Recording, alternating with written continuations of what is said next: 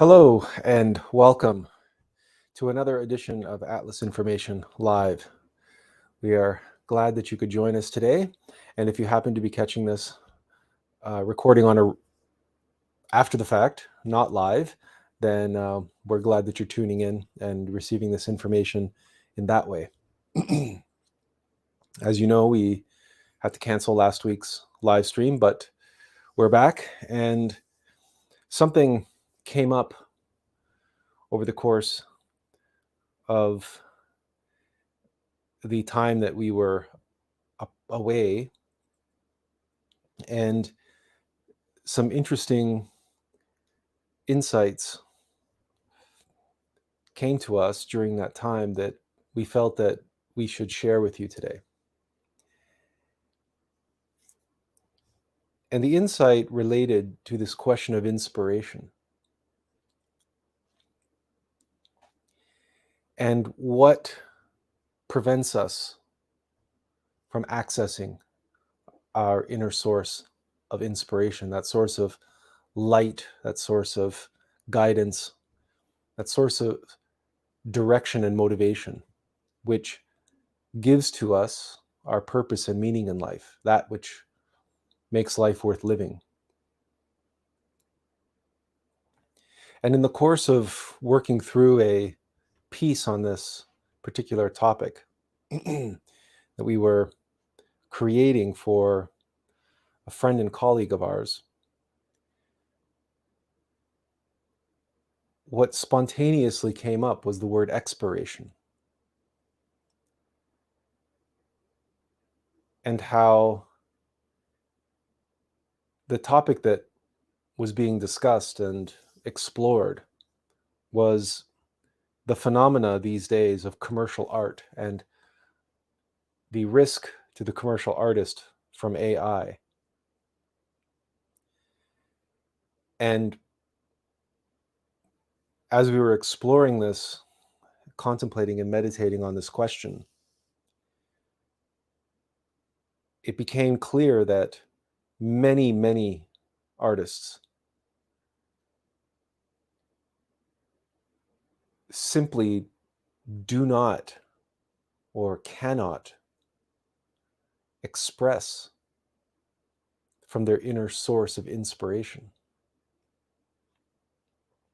especially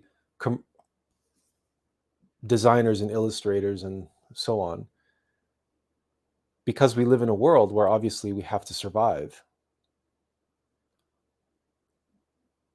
Many artists create that which is commercially viable, that which is acceptable to what we might liken to a big machine, which has an insatiable appetite for consuming the talent of artistic individuals and pumping out content for what is seemingly an insatiable appetite in the marketplace for content, and just content.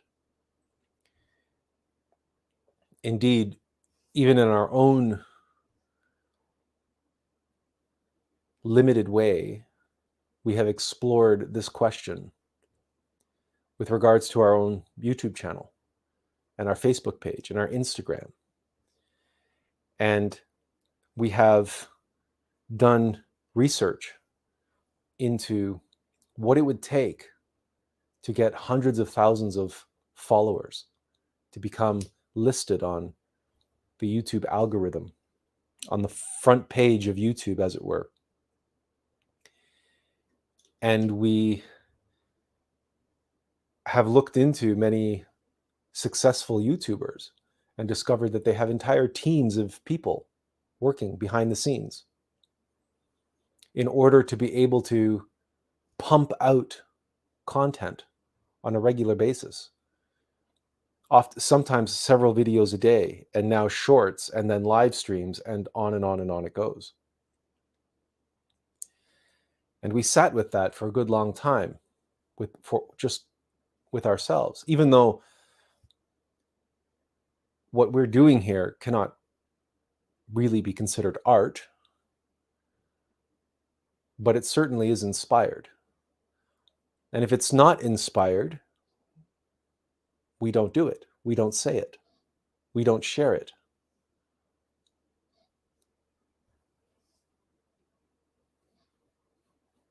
And as we were contemplating, well, what would it take to do several videos, at the very least, multiple videos a week, several videos a day? Not only the time and energy and everything else, but the contents of those videos. Where would it come from? Where would that content come from if it but from in here? And we realized we can't pump out several videos a day or a week even. We have to remain inspired. The content that we share with you has to come from that higher place. And also related to the same phenomenon, we ran into the harsh reality that many of the most successful YouTubers, content creators, have gained their following by being very, what's the word?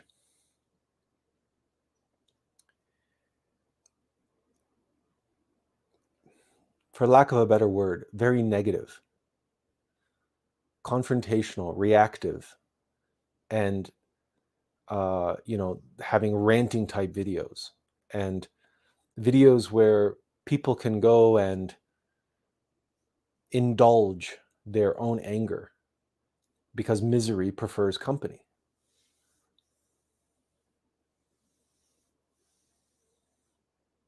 And make no mistake, we often get accused of being negative. But you see, we're negative in the wrong way. We're not. We're seen as being negative because we stand in stark contrast and in opposition to the unconsciousness of the world and people's zombification and the fact that they want to indulge their desires, they want to indulge their egos. We stand in opposition to that, and for this we are branded negative. But that's not the good kind of negative, right? The good kind of negative is the person who rants and raves in a way that they can relate to, that they can identify with, and saying, yeah, he's saying just what I'm thinking. I think that about the other side too, about them over there and how they're ruining everything and how they're ruining the world and how this is no good and that's no good.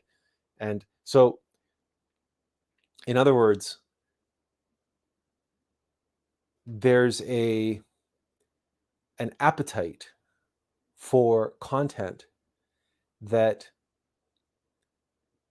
people can consume, which indulges their darker side, which indulges their own anger and frustration and fear and desire to control and gluttony and laziness and on and on and on it goes, and blaming and their own unique kind of victimization, their own unique brand of victimhood, whatever that may be.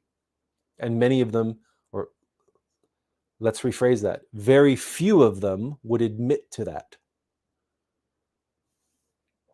They will very quickly accuse other people of having a victim mentality, but they fail to see the hypocrisy in their own negativity. And you can probably guess that a lot of the type of content, a lot of the type of content that we're talking about here relates to politics, identity politics, but also other facets, entertainment, and so on and so forth. People like to People like criticism. People not receive it. They like to indulge in criticizing others and in other things. And they like to hear really good, clever critics espousing their witticisms and their cleverness as to how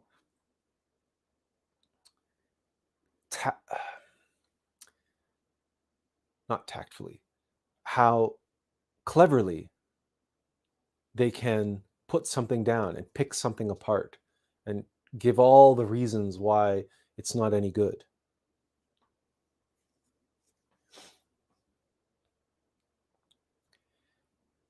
Is it any wonder then that in this day and age, the films that are released, the television programs that are made, are so hollow and so empty and so shallow? Is it any wonder that so-called commercial art across the board, in many cases, displays tremendous artistry? They are, in many ways, technically spectacular and aesthetically very pleasing to the senses, and very pleasing to our aesthetic sensibilities. But they are hollow, they are shallow. The big machine that is churning out this content takes artists and seems to sap the soul out of them and desires of them only their talent, only their artistry, to pump out what? To give the people what they want. And it seems what the vast majority of people want is to simply indulge their desires, which are by definition shallow and empty. They are transient, they are impermanent. Nothing that is transient and impermanent can have any depth to it, can put down any roots of any real value, because it's just dust in the wind. We want this 1 minute, and then we get it, and then boom, it's gone. We've forgotten all about it. And you look at the properties that are being created today in terms of media, film, television, and so on. They are wholly forgettable. You begin forgetting what you saw the moment you step out of the theater. You perhaps start forgetting character names, start forgetting the plot. By the time you get home, you can't even remember half of what happened in the film that you just watched. It is so forgettable. It is so devoid of any meaning, of any purpose.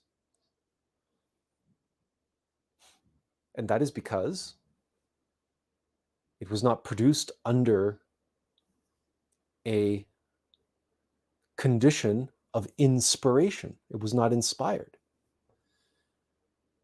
And so naturally, it has a very short lifespan in your own consciousness. It expires very quickly. It has a short shelf life. It doesn't last. It doesn't endure. It has no solid foundation. It's built on a foundation of sand, and a swift breeze blows it all away.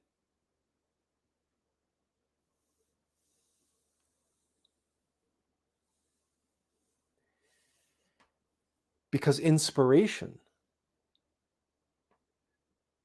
something that is inspired, is rooted, is grounded in spirit, of course. That's where the word comes from. And the spirit is eternal. It's universal. It's timeless. It's unchanging. It's unflinching. This is, after all, why you're here, why we're all here. And if we want to look at this from a Buddhist perspective for a moment,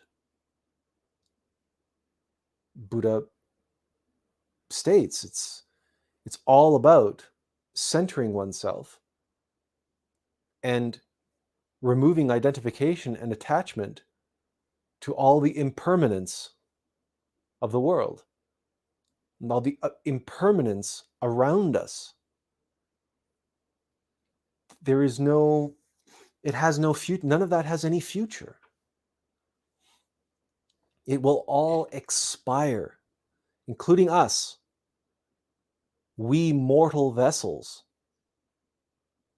We will expire. We have a limited shelf life. What, somewhere in the ballpark of 80 years, 85 if you're a woman, if we have our most recent statistics correct on that. Maybe those numbers are fluctuating up and down because of various different factors like the explosion of diabetes in the West and so on. Maybe those numbers have been shifted downward somewhat. But roughly, we all have an expiration date. It is inevitable and unavoidable. It is a fact of life. Death is a fact of life.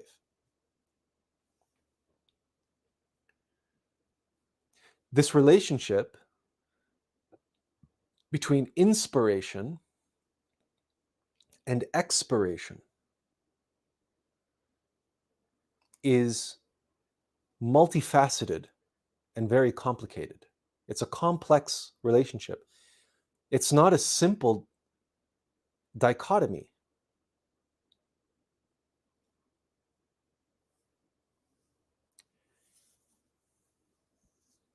In the description for today's talk, we talked about the fear of death and how secular scientists, psychologists, anthropologists will say, biologists will say, that the fear of death is one of the most powerful motivating factors for all living beings. The struggle for survival, the struggle for to take one more breath, which, unironically, we refer to as respiration. This is a very interesting sequence of words. They all have the same root: inspiration, respiration, and expiration. They are all related.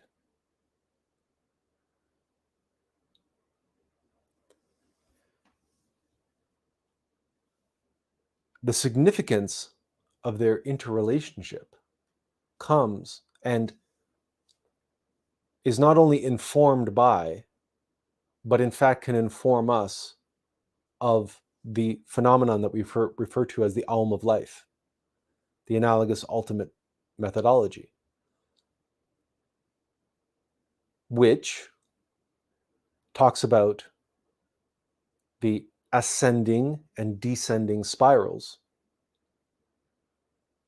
which have the characteristic of expansion or contraction, explosion or implosion, or expansion and synthesis, to use a better word there. And that expansion and contraction, that radiation and gravitation, attraction and repulsion, these forces are universal in every aspect, including metaphysical aspects. We don't have to just think about physical repulsion and physical gravity or a physical explosion. Magnetism, for example, as attraction and repulsion of the different poles depending on their orientation, that's a fourth dimensional phenomenon. We can observe it in 3 dimensions because magnets are 3-dimensional, But magnetism, the magnetic fields, are in the fourth dimension. And we have all experienced magnetism or repulsion on a personal level, a social level, a level of relationships. What is that? That's not physical. We suppose you could be physically repulsed by someone, the way they look. But in practical terms, very often, when we talk about people we don't like, it's not because we don't like the way they look. That's like the bottom of the list. It's how they make us feel. It's how our energies interact. It's what they think. It's how they feel and how they make us feel and what they think about us.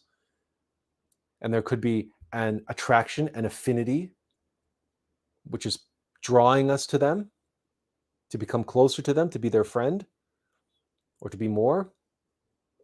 Or there's a repulsion there. Say, I don't want to have anything to do with this person. Well, that's a metaphysical phenomenon. That's not a physical phenomenon. Attraction and repulsion, radiation and gravitation, none of these things, even in terms of physics, exist in the physical world. They affect bodies in physical space.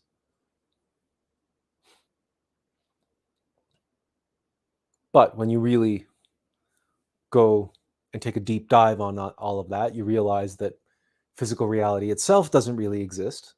So to say that all these phenomena are non-physical is not really saying much, because we're all existing in this complex illusion.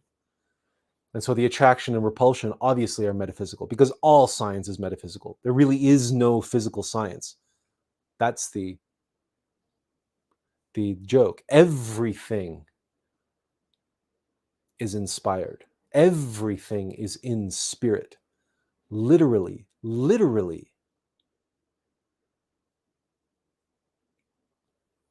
Expiration, then, refers to that which is transient and impermanent, that which dies, that which is not grounded in spirit. It might be a projection of spirit, but it is not grounded in spirit. Its foundation is impermanent, like the three-dimensional reality that materialist scientists and all of us, to one degree or another, take so seriously and place as foundational to our very existence.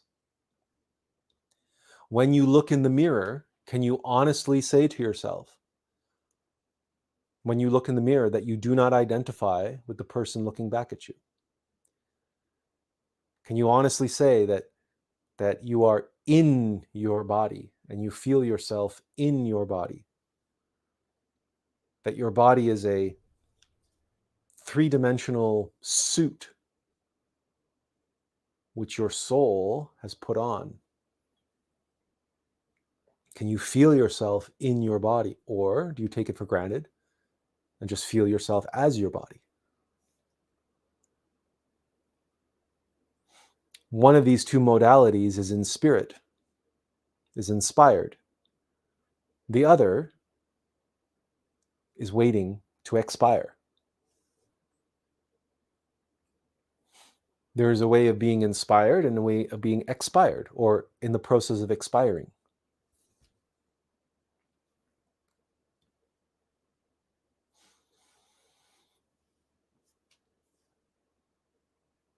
And we bring it back to the topic which inspired this talk and inspired this look at these words, inspiration and expiration, and their interrelationship, how they relate to one another. We come back to this topic of art and artists, creativity. But it applies to anyone. It applies to myself here on this YouTube channel. And it applies to anyone and everyone, all of us. Are we living our lives in an inspired way? Or are we living our lives just counting down towards our inevitable expiration? And what you will find is what leads us down that road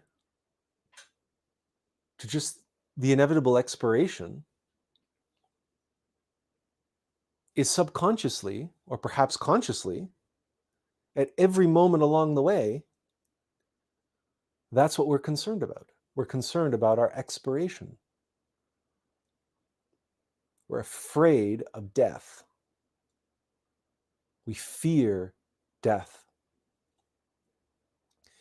Now, you might say to us, that's ridiculous. I don't go through my life afraid of dying. And all those artists out there might respond the same way. I'm not afraid of dying. What are you talking about? Say, okay, are you doing the art that you were born to do? Were you born to spend 8, 12, 14 hours a day doing illustrations or design or whatever for advertisements, for corporations, for websites, etc.? And their obvious answer is that no, but I have to pay the bills, I have to pay rent.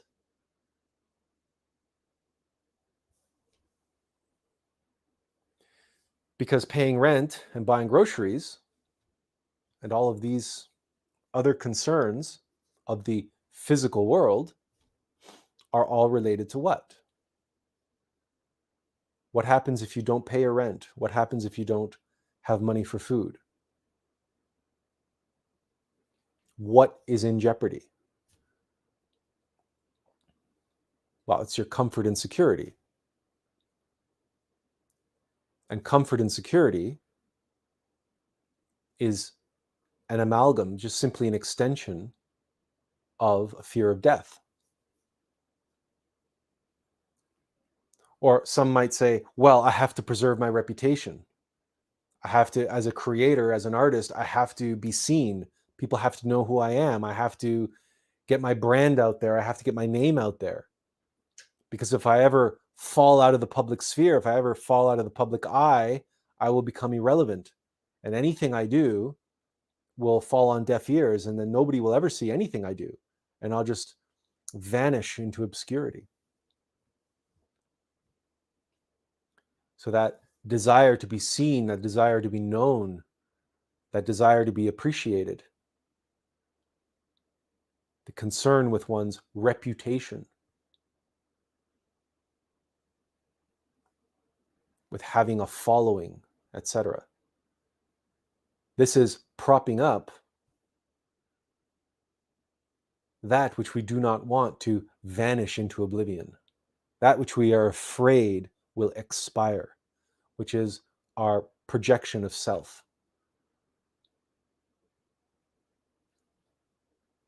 Here again, but eventually, right, that your name, your brand, no matter how powerful and robust and universally known, it too will eventually vanish into dust. We may throw around names like Plato and Aristotle and Socrates, but let me ask you, who are the great philosophers and the artists and the kings from Atlantis?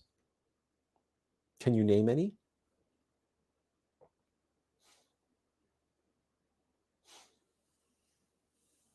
You can't, because they're not even in our history. They're not even in any history of Atlantis or Lemuria.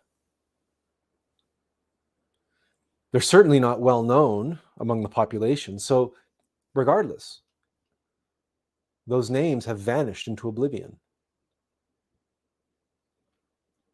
There is no immortality in the simulation. There's nothing that lasts forever in a matrix, which by definition is meant to expire. It is itself an act of expiration. And concerning ourselves and making that our dominant concern here and now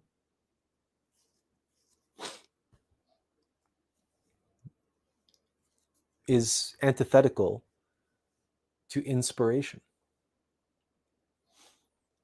Because if we ground ourselves in the illusion, if we ground ourselves in that has the limited shelf life, and if we attempt to artificially extend that shelf life in some way out of fear of expiration, and we lose ourselves in the obsession known as control of people, control of circumstances, control of finances, control of outcomes. Why do we need all that control? Because we're desperately trying not to expire. We're trying to extend our shelf life in some way. So if you think of yourself like a dairy product for a moment, you are a carton of milk in the refrigerator. And you know that you will expire. But every time someone opens the fridge door, you yell and scream at them, close the door, you're letting out all the cold. And you try to nudge your way past the eggs and past the yogurt and past the soda pop, closer to where the cold air is blowing in from the refrigerator. And maybe you're trying to get yourself closer to the bottom where you know it's colder, where you can extend your shelf life so you won't expire so quickly. You might think that's a ridiculous example. And yet look what the global elite are doing. Look how those who surround themselves in opulence, in people, in money, in organizations, in things, in structures and institutions that are designed to control people and circumstances and outcomes. Look at them buying islands and building bunkers. And look at the other ones that are building rocket ships to space. Why? And the other ones who are working on technology to be able to so-called download their consciousness into computers and into robots so they can essentially live forever or live longer or survive what's coming. It is all a desperate act, an attempt to delay the inevitable. The inevitable is expiration. It's inevitable.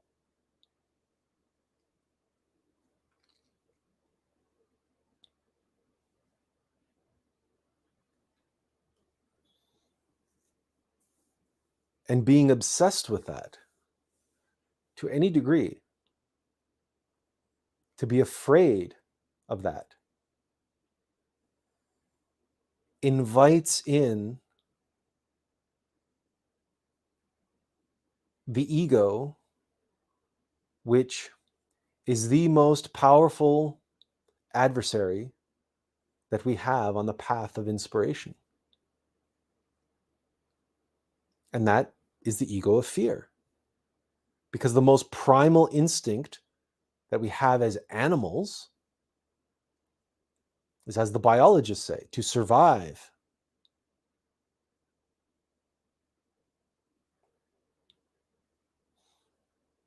and the way that our intellect and our society is able to twist and harness and morph that instinct into phenomenon as preserving your brand, preserving your reputation, or constructing your legacy, establishing your legacy, right? Carving out your legacy, like even the language around that, right? To carve out your niche so that your name will go on. People will remember who you were and what you did. To carve out a legacy while you are here. To carve it out of stone or carve it out of marble, or so your legacy, so you'll become immortalized like the presidents on Mount Rushmore, or like the Lincoln Memorial, or what have you. This is very much an expiratorial, if that's even a word, that's expiration. It's an outward projection. It has nothing to do with spirit.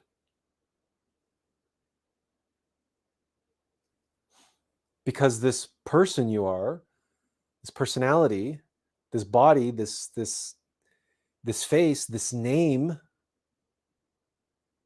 it's just temporary.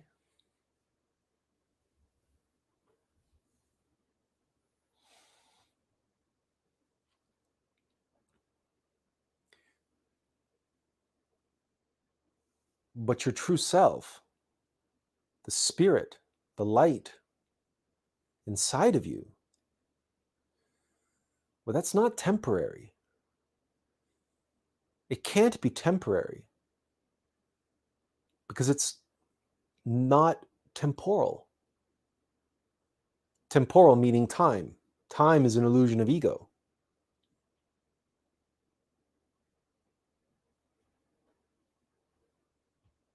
Your spirit is not temporal. Your spirit does not concern itself with temporal matters. Certainly not related to itself. Spirit doesn't concern itself with legacy, with reputation. And apart from the bare bones basics, spirit doesn't concern itself with the expiration of its mortal vessel. Not in the way that our egos do.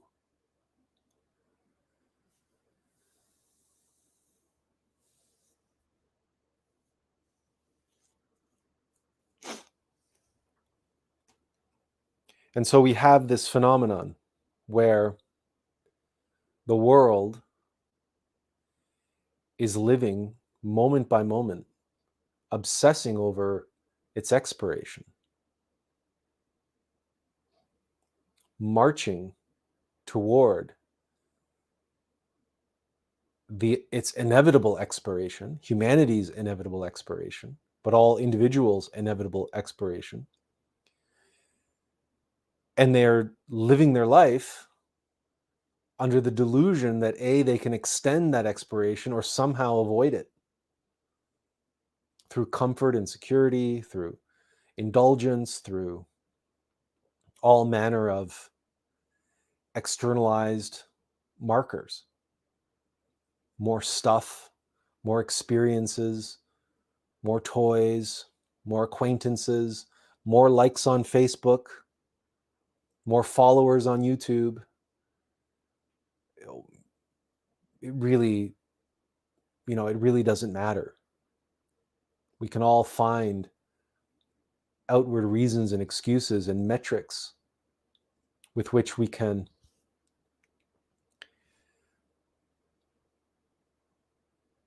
measure our so-called success in life.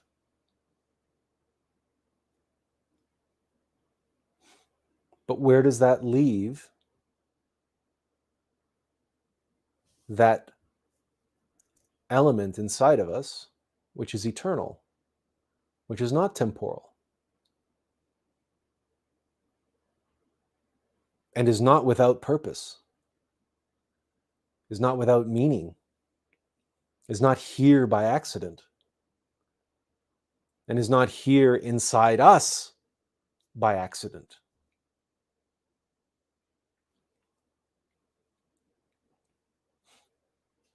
Where does that leave spirit? Where does that leave being inspired?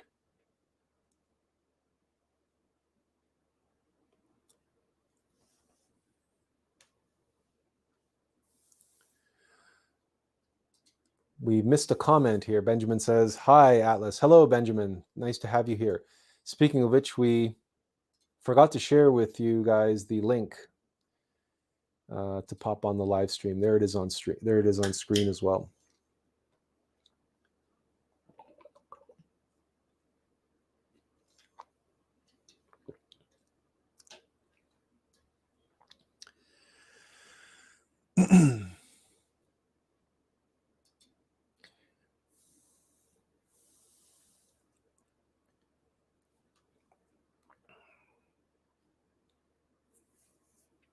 There is another relationship between inspiration and expiration. First, we know that many people at many moments of history have thrown themselves in harm's way for the sake of others. Many people have had the courage to face even death for the sake of that which they were inspired to do, for the sake of being who they were inspired to be, for the sake of being in spirit. There are countless martyrs, there are countless freedom fighters, there are countless firefighters, rescue workers, knights, soldiers, doctors. The list is on and on. In fact, we can extend this list to include animals.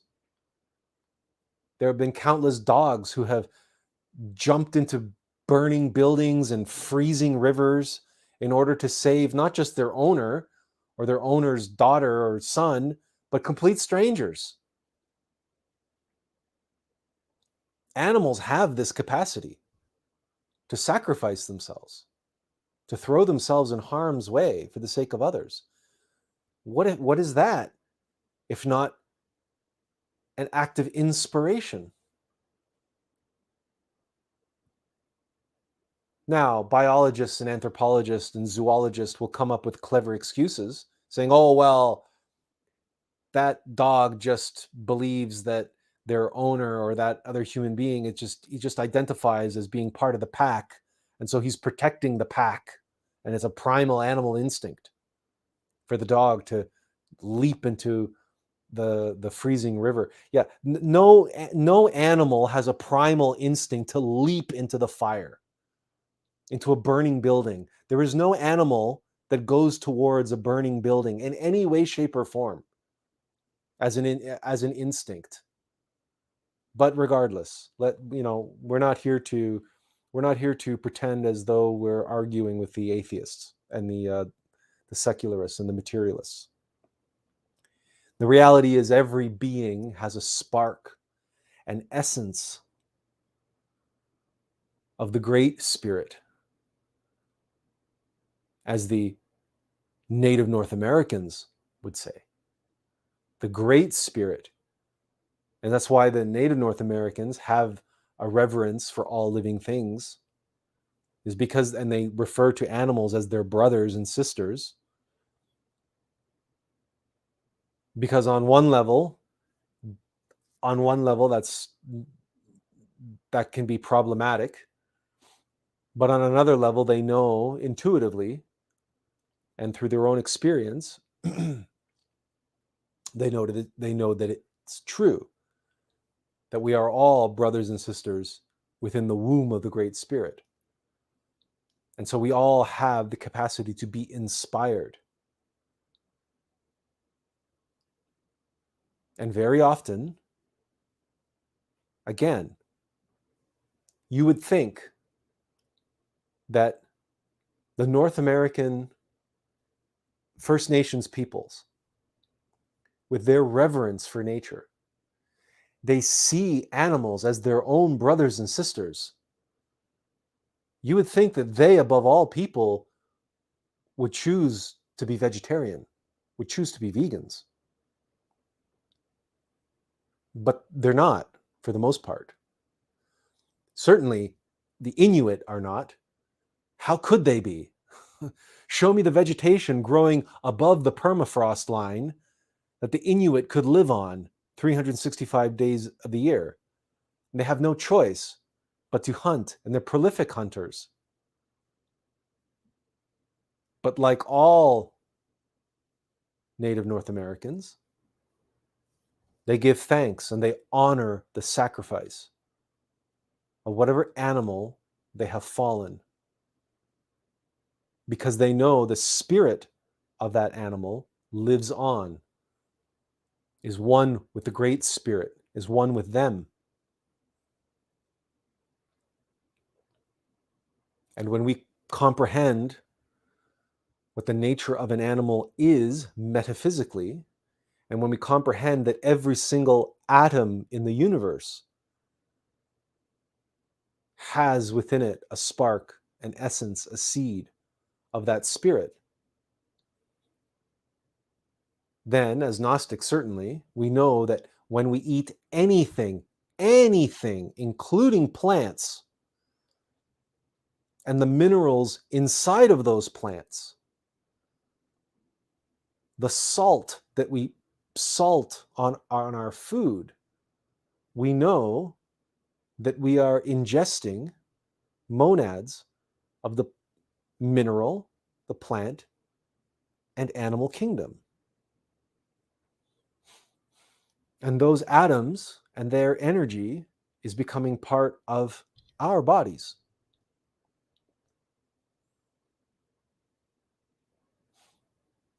The death of that animal, or the death of that plant, or the death of that mineral, and indeed those minerals, that's all a form of expiration.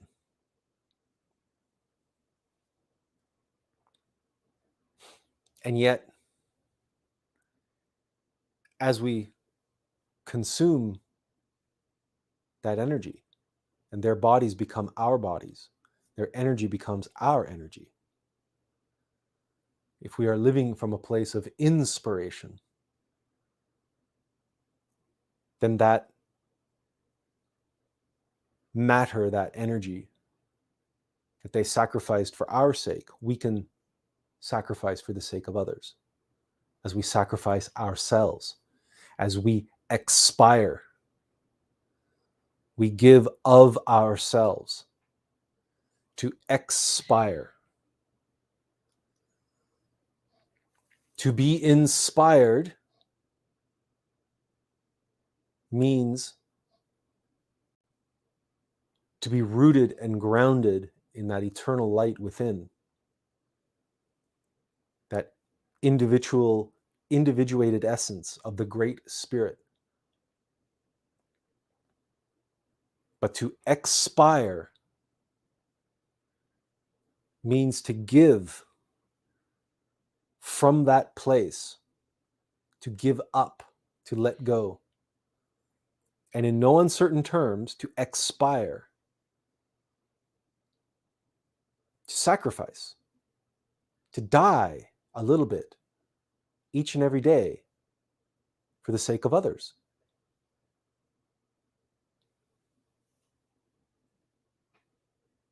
To give our gifts. And how do we give those gifts? We give those gifts through our efforts, our time, our energy, our physical, mental, emotional energy and effort and actions that are transient, that are here one moment and gone the next. In this virtual 3D world out there, this is the space, this 3D space, the world in which spirit can have an effect, in the world of action, in the world of expiration.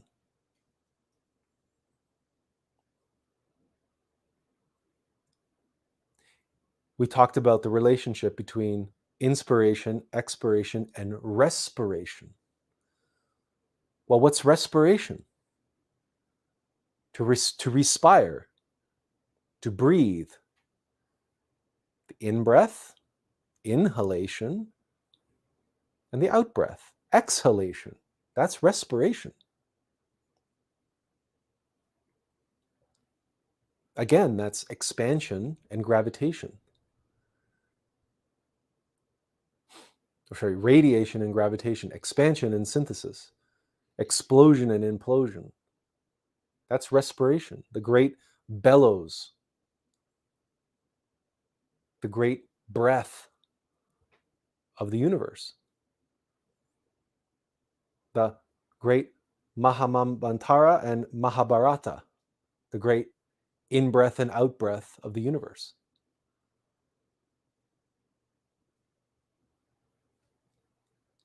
That relationship, that coming together and separation, and coming together and separation, and coming together and separation.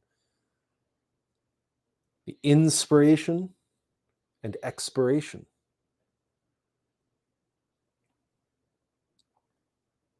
But the coming together part happens as expressed in the Tao, in the yin and the yang. The coming together happens in this dynamism between these two phenomena.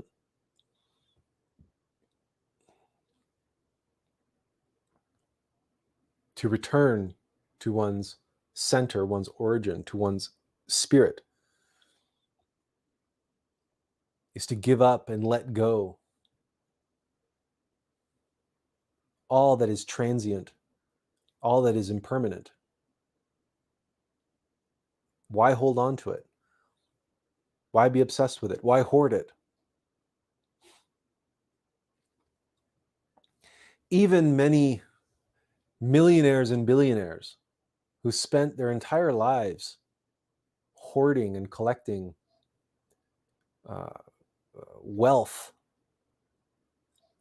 building great empires, many of them as they get older and they start to face their own mortality, many of them, not all, but many of them, certainly, maybe not so much these days, but once upon a time, many of them turn to philanthropy and start giving away all of their wealth. Now, you could argue, if you were cynical, you could make all sorts of arguments as to, well, they're just trying to cement their legacy and they just want their name on a whole bunch of hospitals and schools and old age homes. And yes, okay, you could make that argument. And whether or not that was their reason for doing so, it turns out that, we ended up with many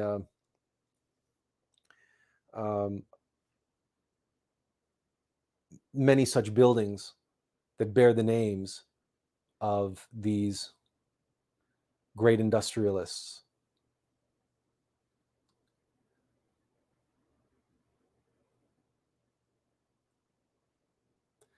But we feel that as one begins to face one's mortality in a serious way, when one begins to awaken to the absolute truth of the inevitability of one's ultimate expiration, and how that date is fast approaching and nothing can stop it.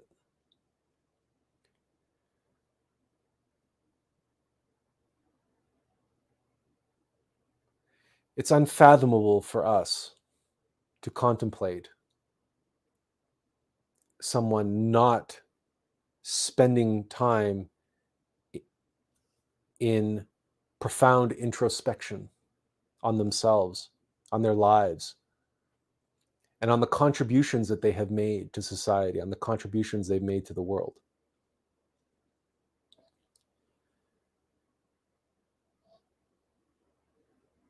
And it's also difficult for us to fathom that such individuals do not or are not privy to some sort of insight as to this dynamic that we are referring to here. And if they didn't spend their life expiring a little bit each day for the sake of others, then they realize they don't have much time left. And they start giving away the only thing that they have to give away, which is their wealth, their empire. That which they identified with for so many years, that which they kept building and growing, because that is what, again, they were identified with. That's what they were attached to.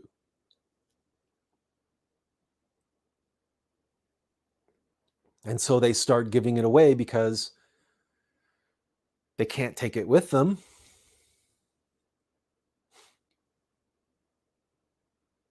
And also because on some level, everybody has to be able to feel this or sense this at some level.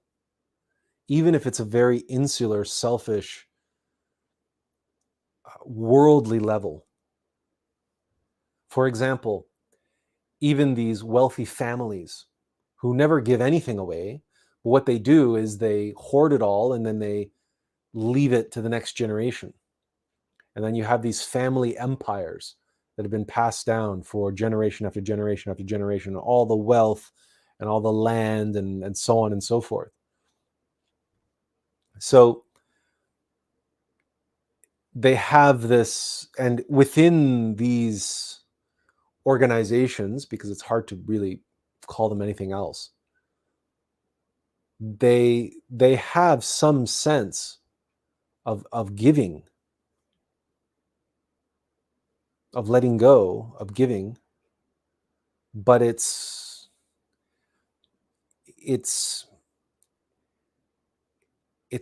not for the same reasons, and it's not in the same way, because ultimately, because they're so identified and so attached to that whole family as being an extension of their own ego, their name, for example, and having the right name and having the right blood and bloodlines flowing through your veins, that they are really just giving to themselves. They're not really giving anything. They're not sacrificing anything. So that's a different case. Those wealthy multi-generational empires, they tend not to give much to anyone, certainly outside of their own circles, unless they have, again, unless they have their own interests.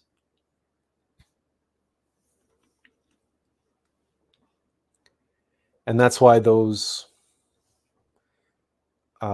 groups and corporations, corporate entities, they are incapable of creating anything that's inspired.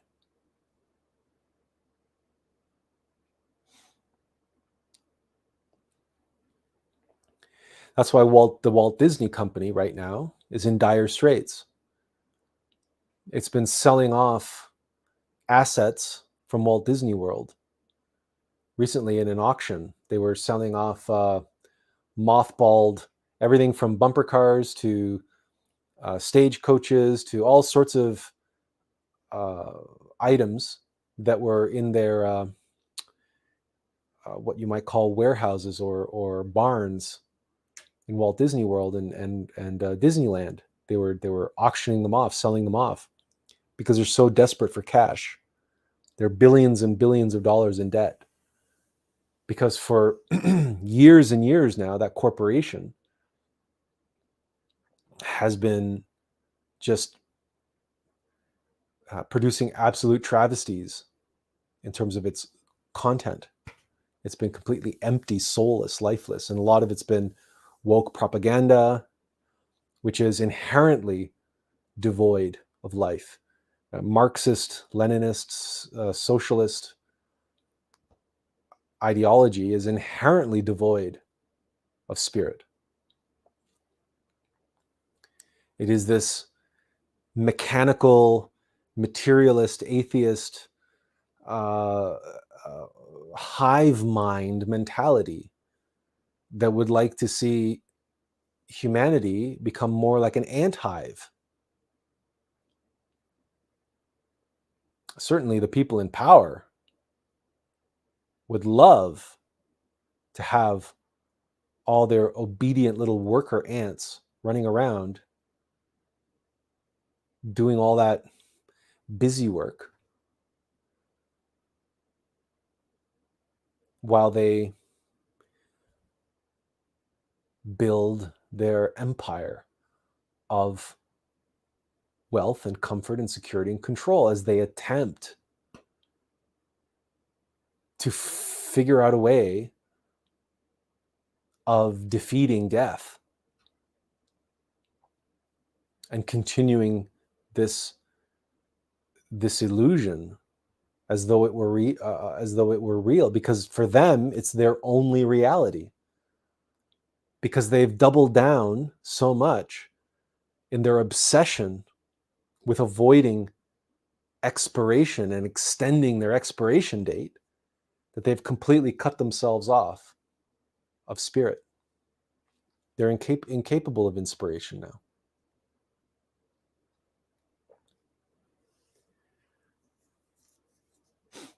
And we can see a good example in China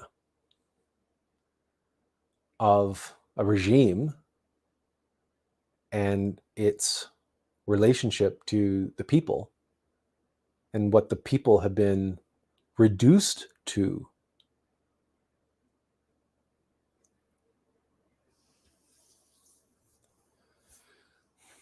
Azazel has put 3 little animals in the chat, and are those 3 little sheep or llamas, or we can't tell exactly what they are, but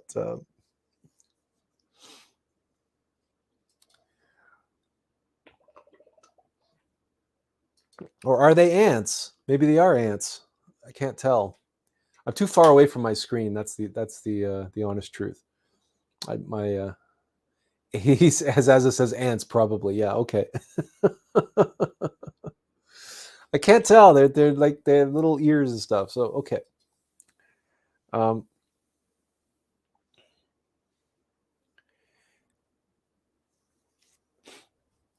Expiration is inevitable, and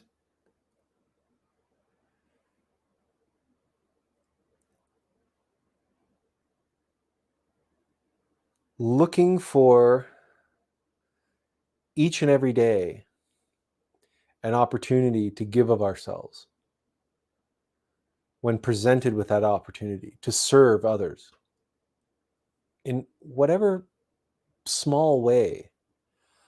We're not talking about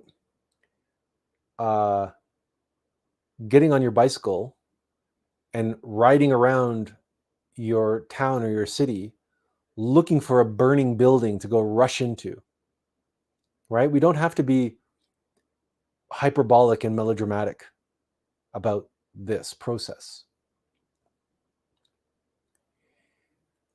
When we talk about psychological death, yes, we talk about death of the ego and how important that is, the comprehension and annihilation of the cause of our suffering, that is the source of our desires, our cravings and aversions. Yes, all of that. But where this comes into another practical aspect, and this is why we made that video on selfish spirituality, is inspiration always has an aspect of expiration to it. To be inspired means to do something in the world, to give something to the world. And to give something to the world, you cannot do that. I cannot do that without spending time and spending energy. And from our point of view, from the point of view of the vessel, the mortal servant, from our point of view, time is real and time is precious. People walk around saying time is money. And our energy is precious. We only have so much energy in the tank. We only have so much gas in the tank. Observe if you have done anything ever, whether it's creative work, whether it's volunteer work, whether it's just helping your neighbor move or helping your neighbor with anything, helping your friend with anything. We only have so much gas in the tank. And every time we spend that energy, we are, whether we realize it or not, we are moving towards our expiration. Because we'll get a little metaphysical, a little esoteric here for a moment. We are all born with a certain number of what are called bobinkaldanots, or units of energy. This is energy that is not related to the energy that we get from food or sunlight or in any other way. The bobinkaldanots relates to a foundational energy, and when we've run out of that, that's it. We're done. We've expired. And that energy is very precious, but we have to use that energy all the time to do anything. We can't hoard it. We can't reserve it because we can't live without it. So whenever we exert ourselves for the sake of others, we are, in fact, dying a little bit in that process, in that moment. We're literally sacrificing our lives in a little bite-sized portion. We're giving of ourselves, we're giving of our time, we're giving of our energy, etc. We don't have to be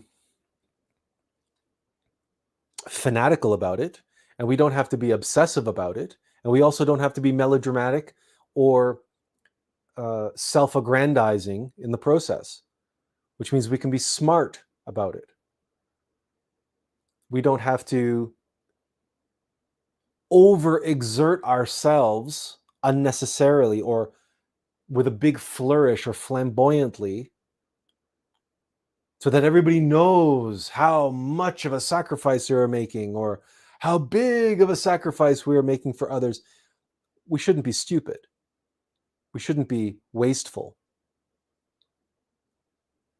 We should help people and give of ourselves as necessary. But if we overexert ourselves and put a whole bunch of energy or waste a whole bunch of energy where only a little bit of energy was required, then we're just being stupid. We're not being efficient or effective with our energy. And in many ways, we can say we're casting pearls before swine. Because if a little energy was all that was required, and we went and we just blew all our energy on this little task because we thought, well, we're helping others, so we better put 150%, and we ended up putting 300%.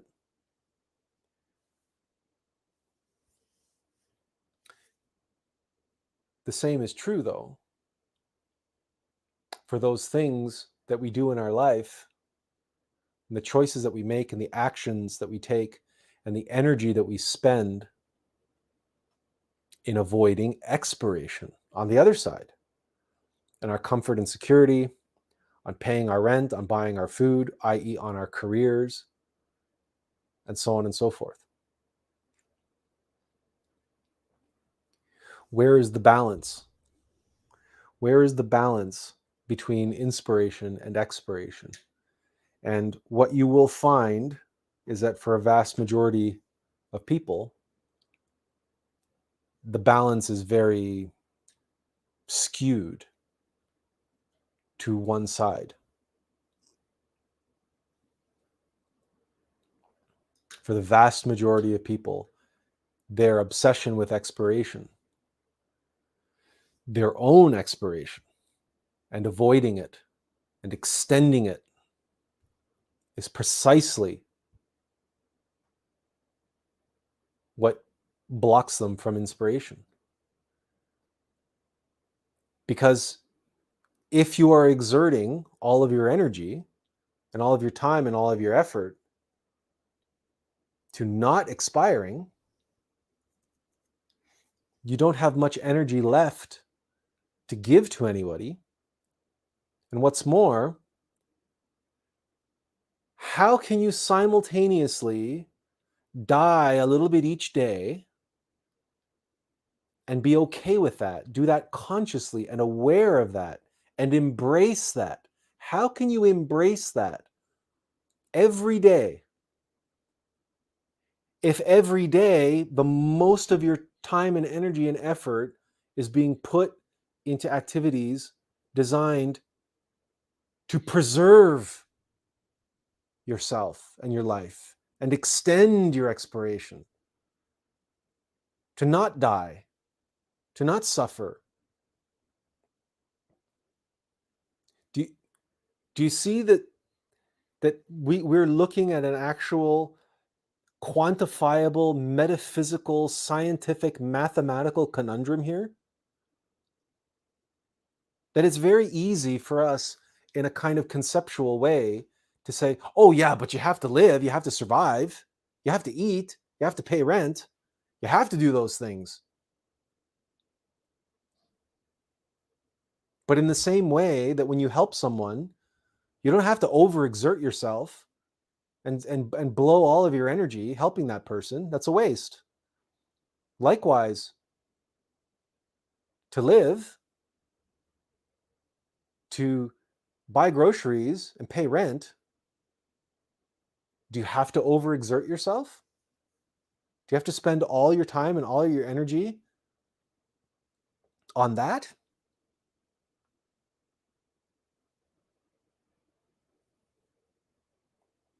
Because what will you have left?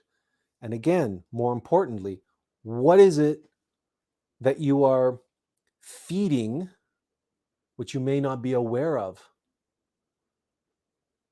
The desire for comfort and security is the fear of expiration. It is the fear of death. And no one can give of themselves if they are afraid of losing a part of themselves in the process. Right? It's like the difference between the billionaire who recants at the end of his life and gives away all his money versus the billionaire with the family and the name and the legacy who hoards everything and makes sure that he's only going to give it to people of pure blood, the people of his own ilk, of his own kind, because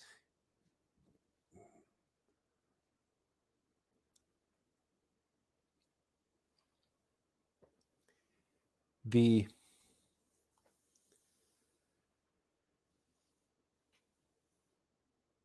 balance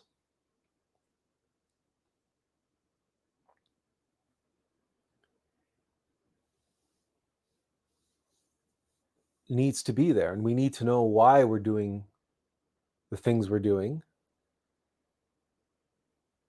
And if life doesn't seem to want to cooperate,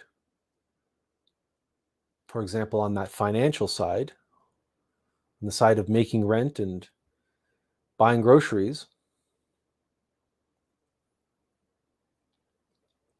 then perhaps life is trying to give us a message. Perhaps life itself is trying to tell us something. Because again,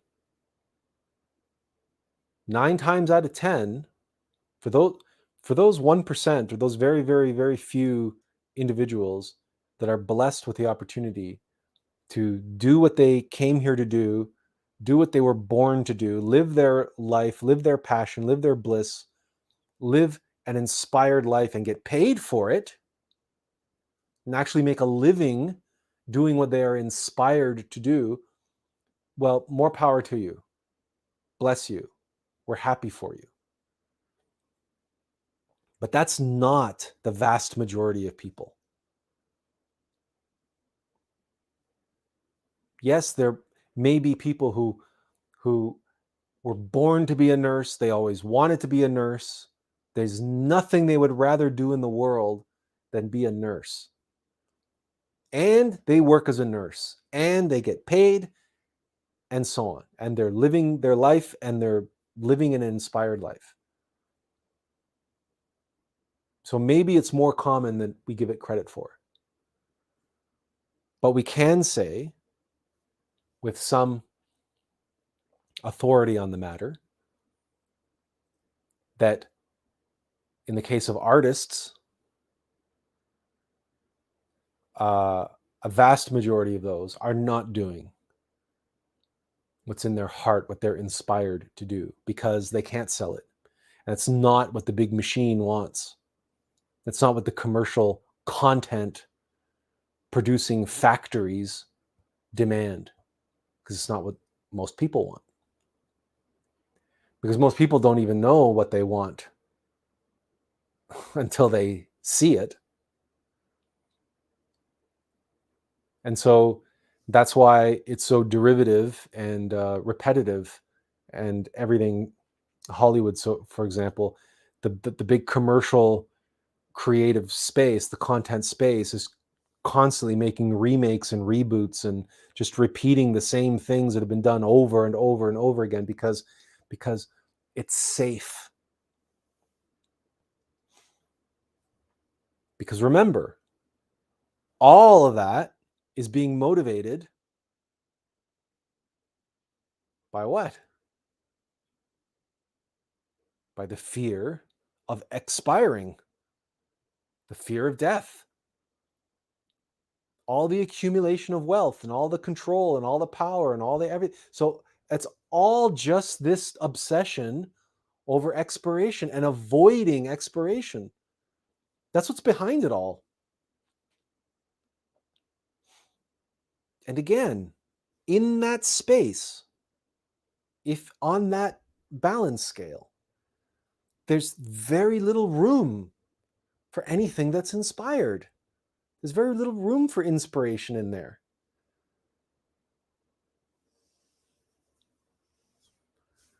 This is what we need to meditate on and look at in our own lives. That to live an inspired life means to give.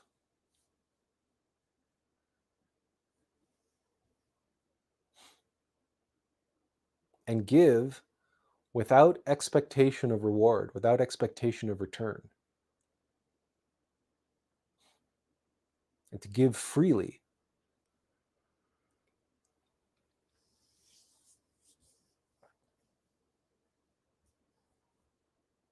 We would also say that while we cannot promise that walking a path of inspiration and following that light inside and that guidance inside and living our life predominantly from that place, we cannot say that it will come without hardship, without inconvenience, without discomfort. We won't say that.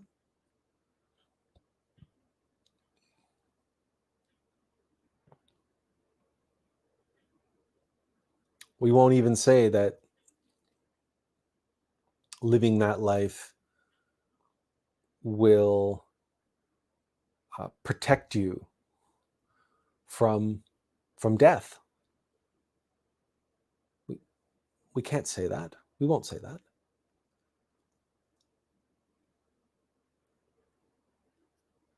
But what would you rather face?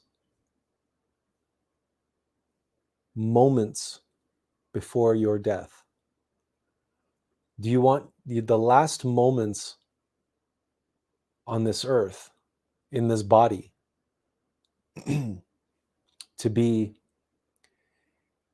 yeah, well, I lived a long, ripe old age. I lived a long life to a ripe old age. And I took care of myself. I took care of my family. I had a good time with my friends. I had lots of experiences. Yep, I lived a good, brown, solid, safe, comfortable life.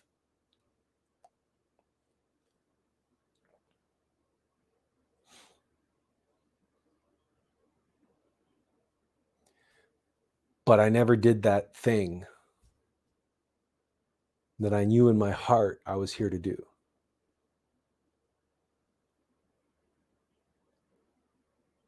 Or in your final moments, do you want to look back on your life saying, oh, I suffered a lot. I didn't have much comfort. I didn't have much security. Didn't have much money. But at least I did what I came here to do. I lived from that place of spirit and I faced those challenges. And one way or another, we overcame the obstacles and we did what we came here to do.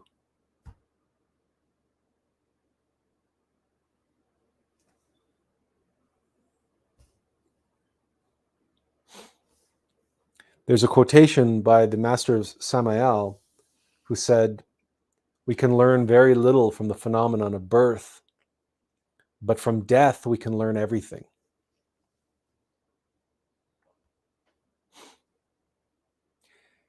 You see, expiration is death. Death is our ultimate expiration. We talk about death of the ego. We talk about death of the physical body. We can also talk about the death of our dreams, the death of our passion, the death of our ideals and our integrity.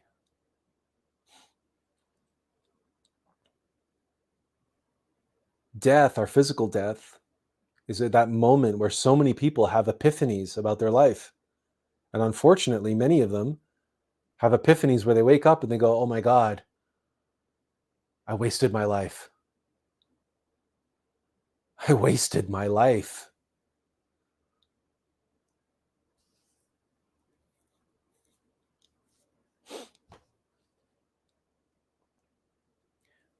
Expiration one way or another, expiration shows us the way.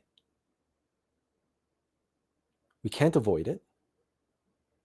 We shouldn't try to extend it. We shouldn't try to push it away, push it aside. No, we need to embrace it. Little by little, each and every day. How am I expiring a little bit today? Because in the exploration of that question, in the meditation upon that question, we invariably reveal to ourselves, am I living in spirit or not? Because if I wasn't expiring a little bit today, if I was struggling and fighting and arguing and conspiring and to hoard or shore up or to defend or to protect,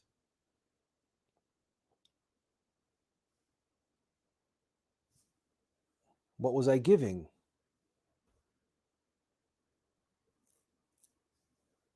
What was I giving? What was I doing toward a project of giving? Because maybe not every day do we have an opportunity to give directly one-on-one of ourselves to somebody. Maybe if we're on social media or some other way, maybe we do have some small way in which we can make a contribution to somebody somewhere. But perhaps we're working on some kind of a project. Perhaps we're working on whatever that project is. Am I working today towards that?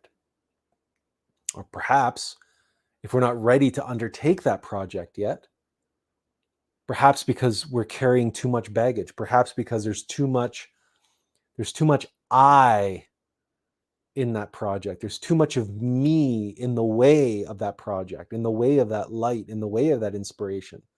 So, what was I doing? How was I dying psychologically today? How was I meditating on myself? How was I letting go of this particular habit or this particular way of thinking? Or how was I observing these negative pathways? And how was I, quote, doing my so-called shadow work today? Or practicing the Om of life, observing myself, meditating on my egos, etc., etc., etc. How was I accelerating the process of expiration? Because no matter what, if we focus on expiration, we are moving into that space of inspiration. Because inspiration and expiration are two sides of the same coin.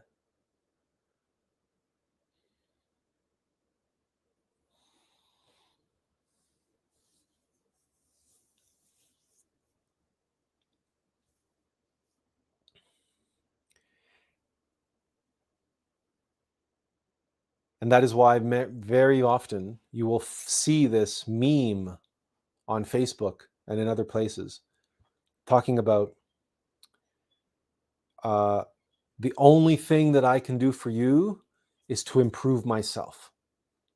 Or the best thing that I could do for you is to improve myself. And the best thing that you could do for others is to improve yourself, to be the best person that you can be. And you will see that sentiment expressed in many different ways, many different forms.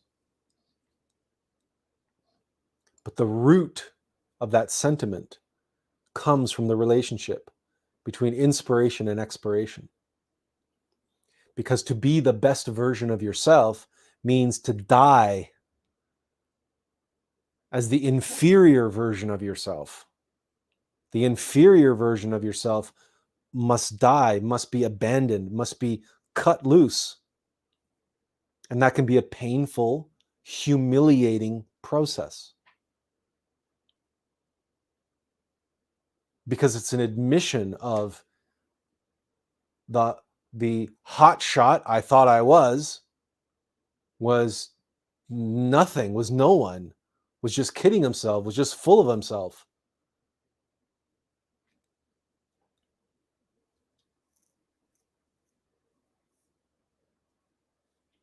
And you got to cut that former self loose.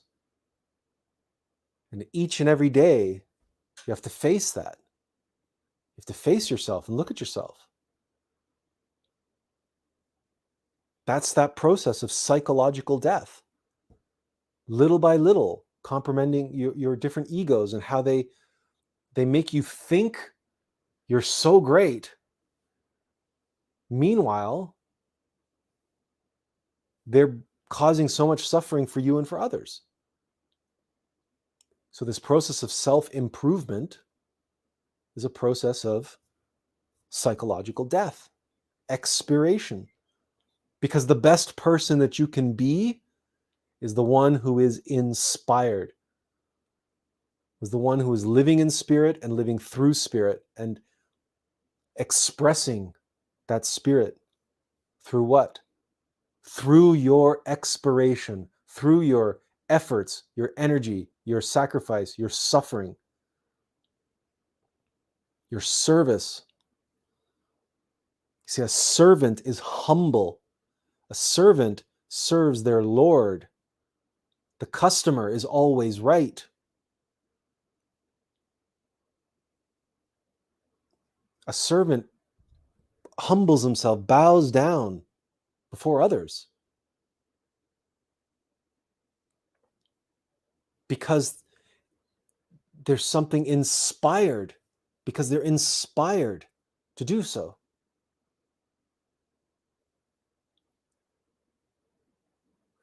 Master Samael also has this wonderful quotation that says,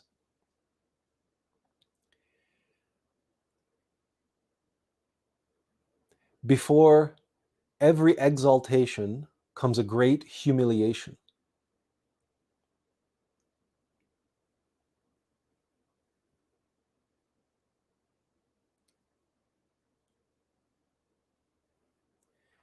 In simplest terms, before an artist can complete their masterwork,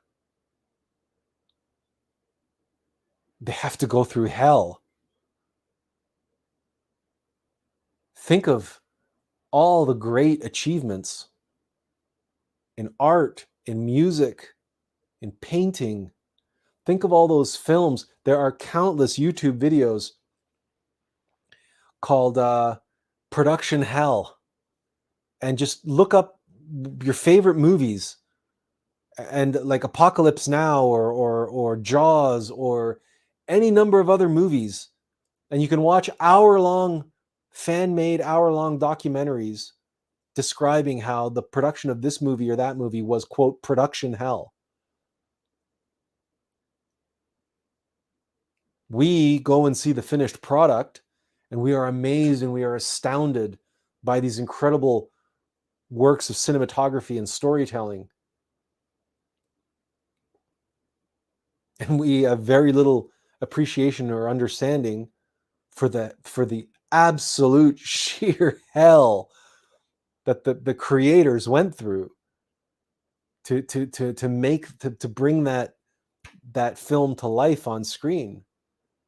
And it's the same for so many artists throughout history and musicians. Beethoven, who composed his Ninth Symphony and couldn't even hear it played for the first time for a real audience. He didn't hear the audience applauding, erupting with applause. He had to be turned around and shown his triumph, the triumph of his life's work, the Ninth Symphony.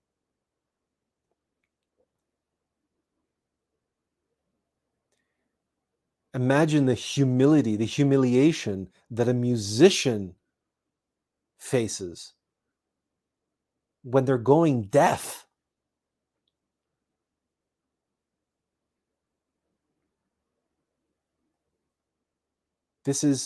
But that humiliation, that is part of the death of the I, because the being, the spirit, is incapable of humiliation, is incapable of being humiliated, or rather has no fear of humiliation. It welcomes humiliation because humiliation is another kind of expiration. Humiliation is how pride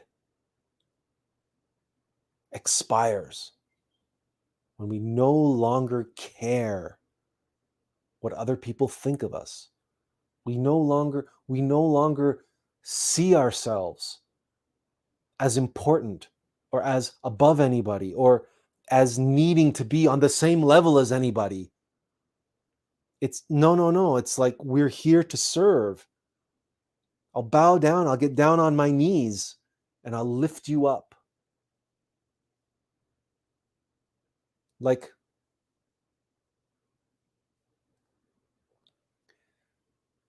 a father playing with his children, who gets down on his hands and knees and starts crawling around with them, or starts playing in the mud with them, or picks up his daughter and puts his daughter on his shoulders so she can play horsey, and he'll run around with his carrying his child on his shoulder.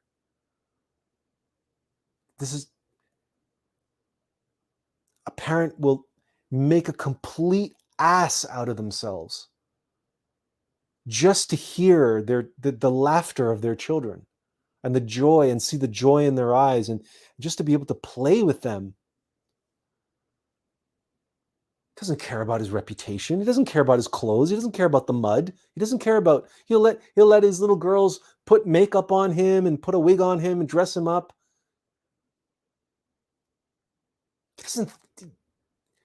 There's no pride getting away in the way of any of this. There's no worry about any of that.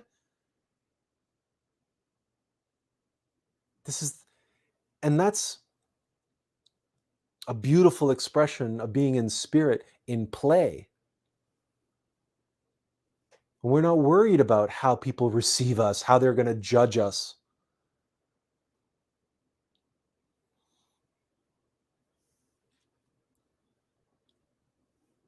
Because spirit doesn't worry about that. The light doesn't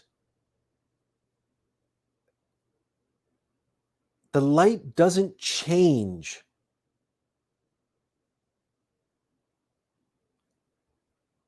The light shines. Whether or not it's received, whether or not it's absorbed, that's up to them. That's their free will. But the light can't change out of fear of not being received. The spirit is incapable of fear.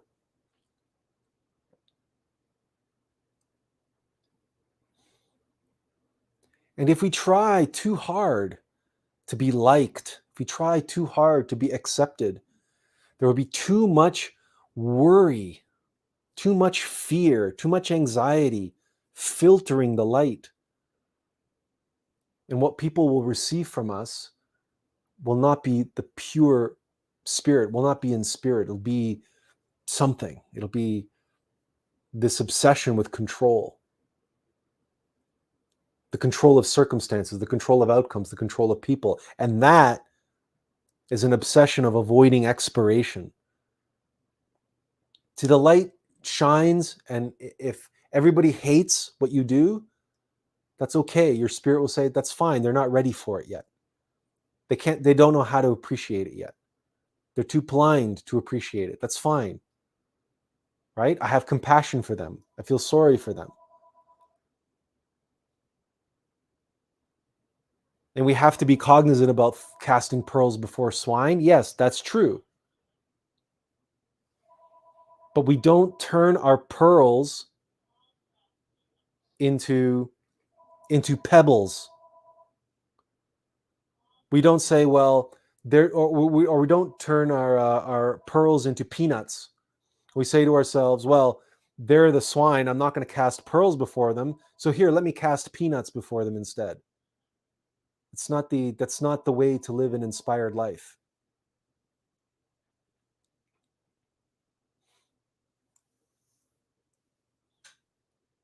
And the whole time, let's remember that between inspiration and expiration, there's respiration. There's the expansion and contraction. There's the good days and the bad days. There's the highs and there's the lows. High tide, low tide. We all experience this. There's the law of the pendulum. We're all on that. And some days we are more on the expiration side, and some days we're more in the inspiration side, and everywhere in between. But the respiration aspect means we keep going. We keep going.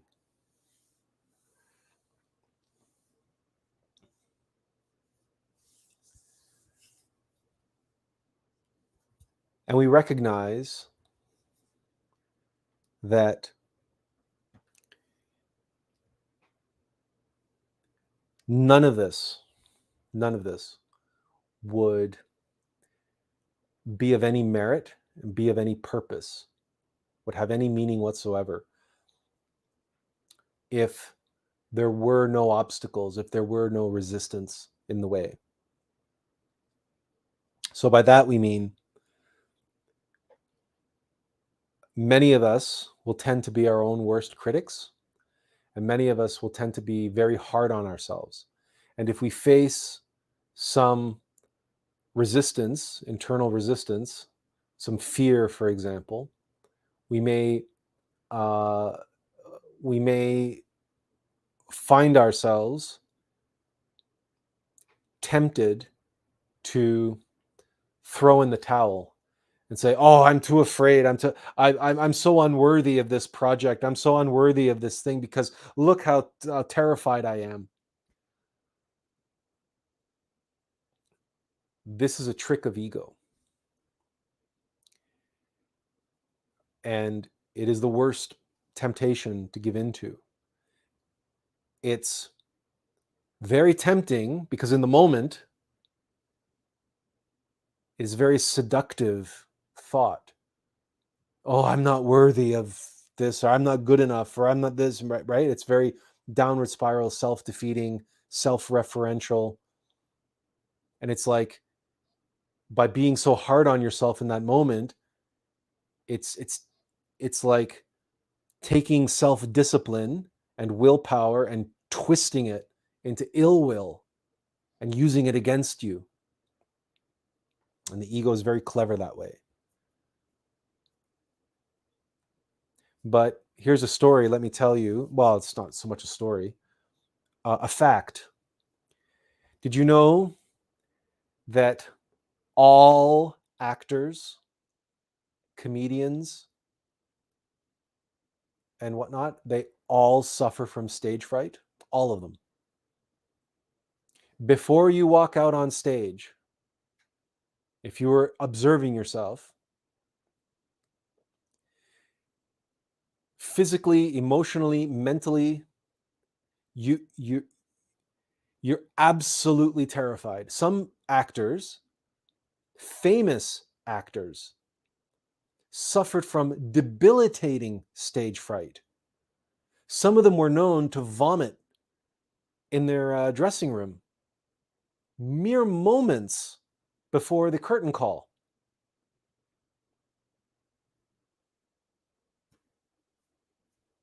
I suffered from terrible stage fright to the point where, I was shaking, right? Physical convulsions. Courage is not the absence of fear. Courage is acting in the face of fear. It's in spite of fear, not because you have no fear. It's in spite of fear. And remarkably, once you step out into the spotlight and out of the shadows now into the spotlight, then your fear vanishes. it's gone because you've transmuted it. You take all of that nervous energy as an actor and you transmute it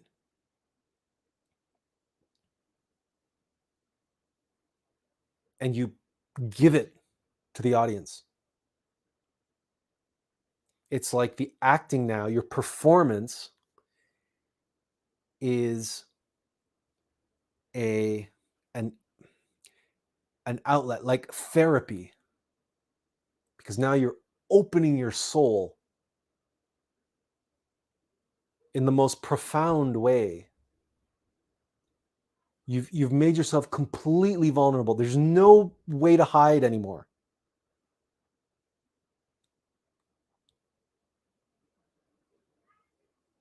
So what were we really afraid of?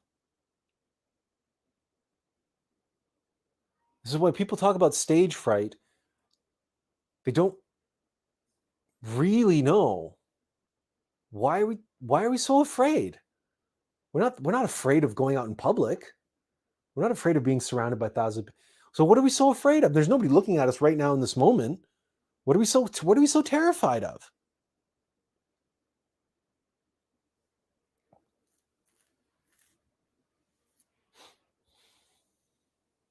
Of doing exactly what an actor has to do, or a comedian, or any performer of that nature, in order to make a real connection with the audience. They have to bare their soul. That is absolutely terrifying. We have to, every time we go out on stage, we expire.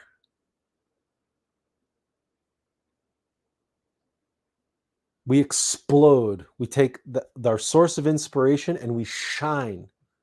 We fill the auditorium and we give of ourselves. We bare our soul for the sake of the audience.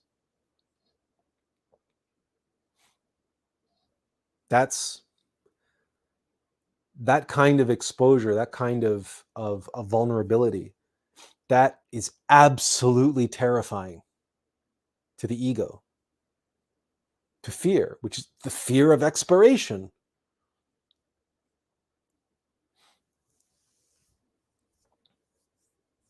When you step out on stage and it's, let's say, is 5,000 people in the audience, it's like having 5,000 crosshairs pointed at you, like 5,000 laser sights pointed at you. You have 5,000 snipers sitting out there, and if you're the only person standing on stage at that moment, you are their target. So the animal in us, you know that animals, when they become aware that they're being watched, you ever notice how they react? They freeze, right? And they immediately they're getting into fight or flight mode, right? But they're frozen still because they're not quite sure what to do yet. They're frozen in terror because they know they're being watched. Just multiply that hundreds of times or thousands of times, and then you get to understand why many actors vomit in their dressing room before they go out on stage. So because of this relationship between being inspired and expiration, the fear of expiration is what stands between us and being inspired, living our inspired life. And so the courage to face our own expiration and not be afraid of expiration, not be afraid of giving of ourselves, not be afraid of making ourselves vulnerable and opening our soul, our heart and soul, and showing our light, our spirit, our true self to the world. All of this comes into play. All of this is this dynamo, this dynamism between these two words. Inspired and expired. It's the in-breath and the out-breath. and the relationship between the two, the perennial rhythm of existence, the perennial rhythm of being. Because to be here now and to have an impact and make an impact upon others as others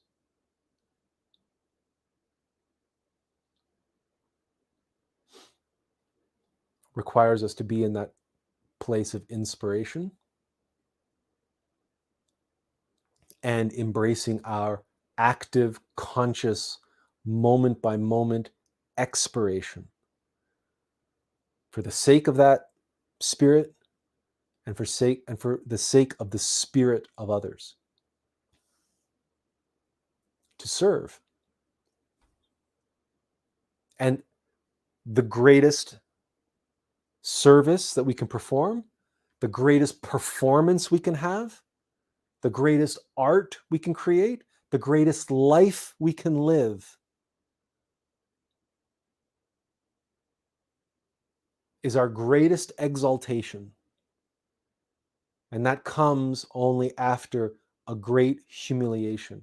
In other words, the expiration of the I, the expiration of pride, the expiration of selfishness, of narcissism, of self-aggrandizement. To serve, to be the greatest servant who ever lived, is to be the one who is most lowly and humble.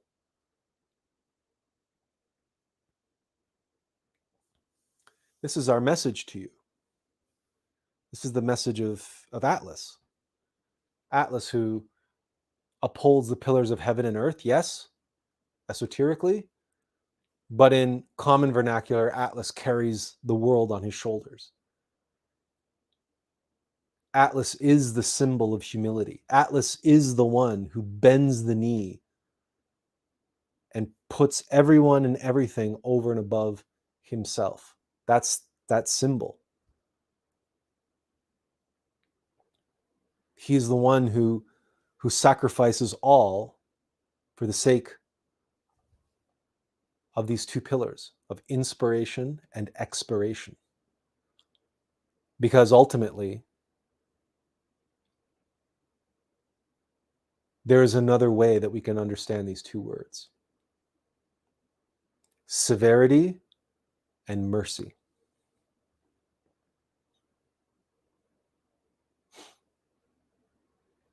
Masculine and feminine. Positive and negative. But severity and mercy, those are the two pillars of love.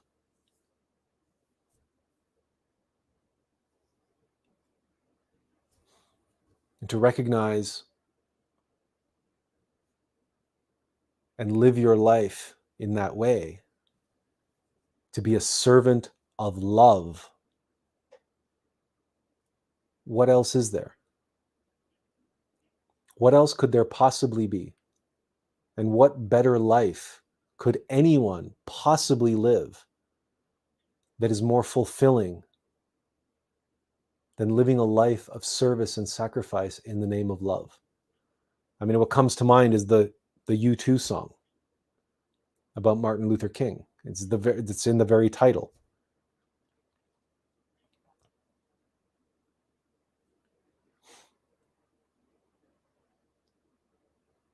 It won't be easy. It won't be comfortable. It won't be convenient.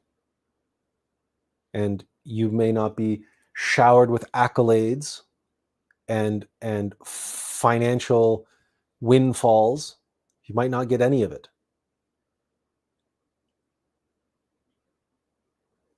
But what you stand to gain is eternal. And what you stand to lose was never going to last, was never going to be yours, was never going to endure anyway. So why bother accumulating and attaching yourself to it in the first place? What sense does that make? We are all going to die. William Wallace said, "All men die. Not every man really lives." This is what this comes down to. Do we want to really live, or do we want to live a little bit longer? Do we want to really live, or do we want to live comfortable and secure? Do we really want to live? Or do we want to live and tell great stories about the experiences that we had, and the cars that we've owned, and the houses that we buy, and all that, all that stuff, which is all going to be gone. It's all going to be gone. And for this humanity, it's all going to be gone a lot sooner than people think. Much, much sooner than people think. So what is the point of waiting any longer? What is the point? What is the point of attaching ourselves to any of that, or placing the umpteen importance on it that we do, beyond the basics of what we need in order to be here, in order to be able to do our work? Because we can't let everything swing too far in the other direction either, because then, there's a balance to be had. But always, always to recognize and know and live a life of inspiration, to live a life of love by knowing ourself.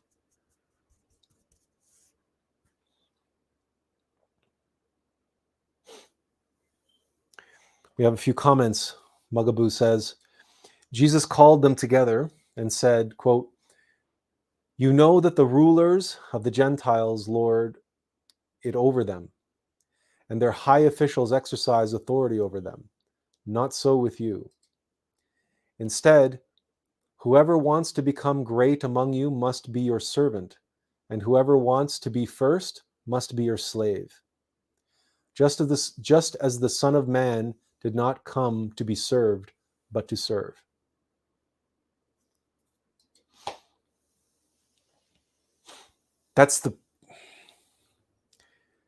What more needs to be said, honestly? The light, the spirit inside of us, that is its nature. That is its nature. So, if that is the nature of the spirit that is at the heart and soul of every atom in the universe and every being that has ever lived, including every being that lives today, including all of us, if our nature is not to be served, but to serve, then what is the point of spending another year, another month, another day, another moment putting ourselves and our comfort and our security and our convenience and our control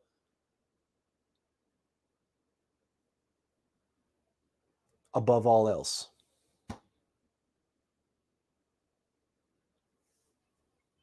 We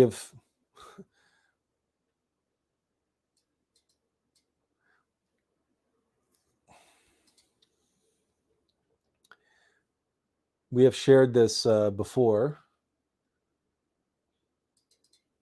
and we'll share it again because, it's just,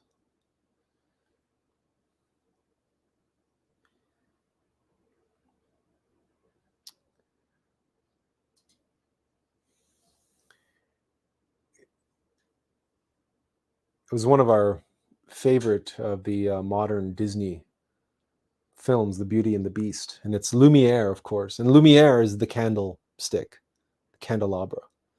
Then he has three flames, right? He has three flames: Father, Son, and Holy Spirit.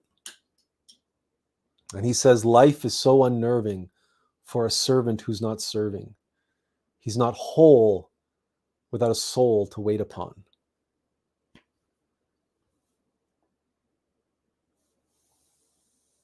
And above that is the quote from the Bible, from Luke: by your patience possess your souls. And the bottom is our addition to the sentiments here.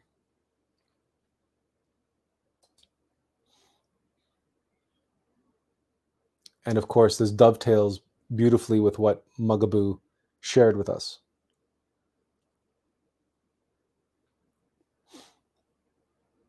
And the quote that we said about every exaltation is preceded by a great humiliation. Because a servant achieves their highest status, their greatest achievement, their greatest performance, when they have humbled themselves completely and given themselves wholly and completely to the task.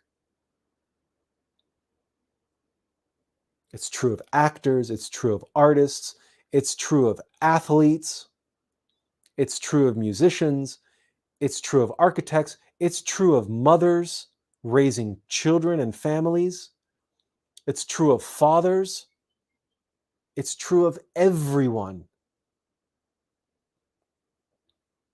is that we achieve our highest expression in life, our greatest examples of self-actualization, true success, where we can say we have truly lived, when we give ourselves wholly and completely to that life of love, to the life of the truth and the light and the love, to those three flames burning inside of us, that trinity of spirit burning inside of us, severity and mercy, and their balanced union and wisdom and knowledge.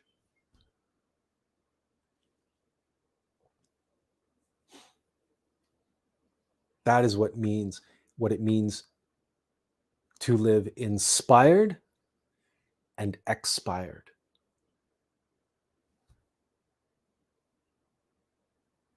To leave this life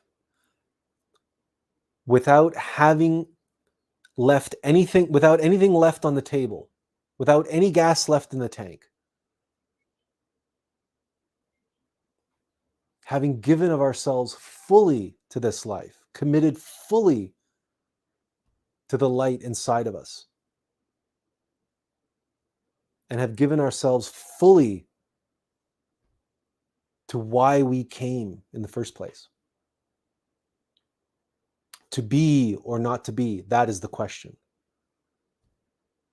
And that's a process of inspiration and expiration. Avoiding expiration, you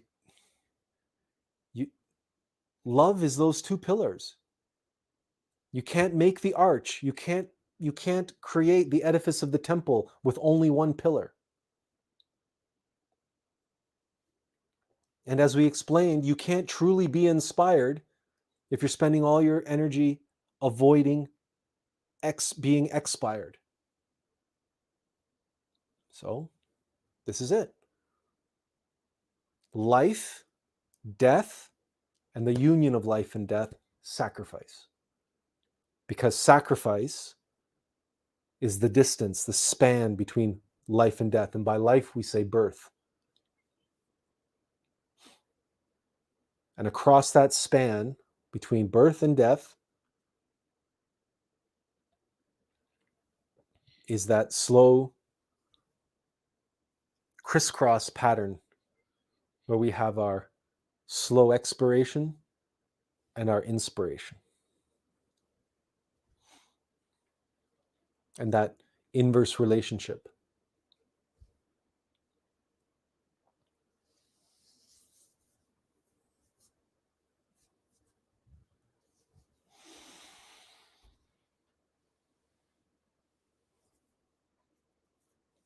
So this was just another way to express what we've often talked about in terms of psychological death, to die before you die so that when you die, you do not die, right? And so that's a sort of clever way of talking about you attain that eternity, that exaltation after your life by dying psychologically prior to your physical death. Yes, fair enough. But the way this came to us to share with you these words of inspiration and expiration puts all of this in a slightly different context.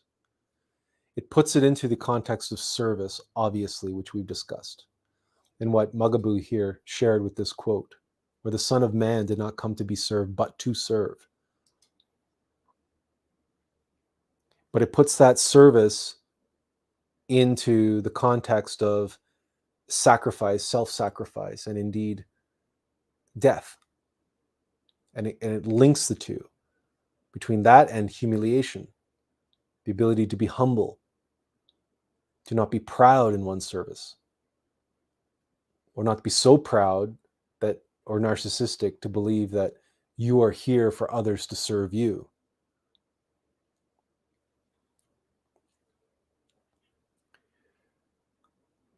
So we hope this contributes somewhat to the overall mosaic, or make some contribution to your own appreciation in your own life, and being able to meditate upon and contemplate and evaluate your own life, your own self.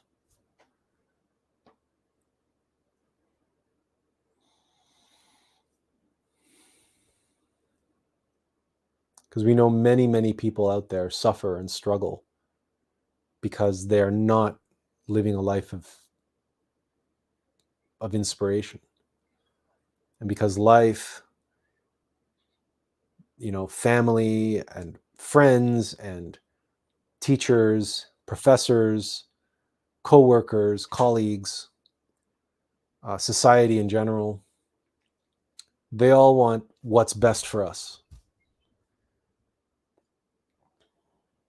And for many, that means having a nice house and 2 cars and a spouse and kids and a mortgage and 2 weeks of vacation every year, and it goes on and on and on. And they all want what's best for us in their own mind, or what society says is best. But there is nothing better than living a life of love, and there is nothing better than living an inspired life. And there's nothing better than using your life, this life,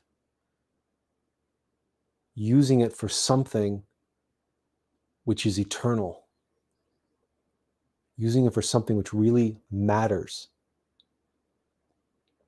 Because all the material things around us don't matter. They literally do not matter. Matter doesn't exist. None of this will exist. All of this is transient. All of this is an illusion. So why would we spend our life on it?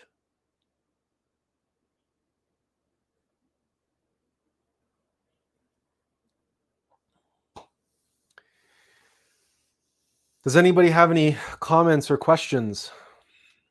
We think we've covered this thoroughly, and now we're just going around in circles, repeating ourselves. So would anybody like to ask a question or make a comment? Because we think we'll try to wrap it a little early today.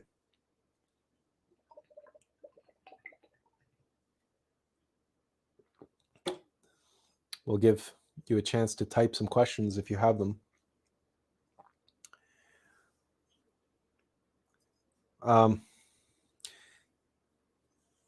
Benjamin says, definitely helps, these lectures of service. And our other Benjamin says, it is hard to become a being with two foci, like a hasnamusen. So there's another way of expressing this. Benjamin says what a hasnamusen is: one that serves on the material and on the spiritual level. A hasnamusen is one who has a split center of gravity, or dual center of gravity. And the hasnamusen, which we've discussed in the past, is that centaur, right? Or Sagittarius, the one with a split center of gravity that, as Benjamin says here, is trying to serve the spiritual and the material and satisfy his material or animal self. And it's the animal self that doesn't want to die. It's the animal self that has that primal survival instinct. And as we said, as we expressed, that at some point we have to overcome that primal animal instinct in all of its forms and embrace the severity of expiration in order to achieve the mercy of inspiration. Because we need both those pillars to create that arch, that portal, that gateway to take us from where we are to where we want to be, and to shuttle others out of the darkness into the light. Because the third pillar between the two pillars, the third pillar is the pillar of light. Is the pillar of Keter, Da'at, Tipereth, and Malkuth. That's that central pillar of light on the tree of life. It is between both severity and mercy, inspiration and expiration. They work in tandem, they work together. So we must bring them together. They must be united. Our slow and steady conscious expiration in order to achieve a life of inspiration. Benjamin says, love is always there.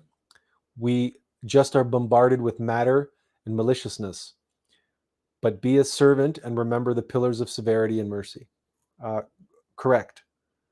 The world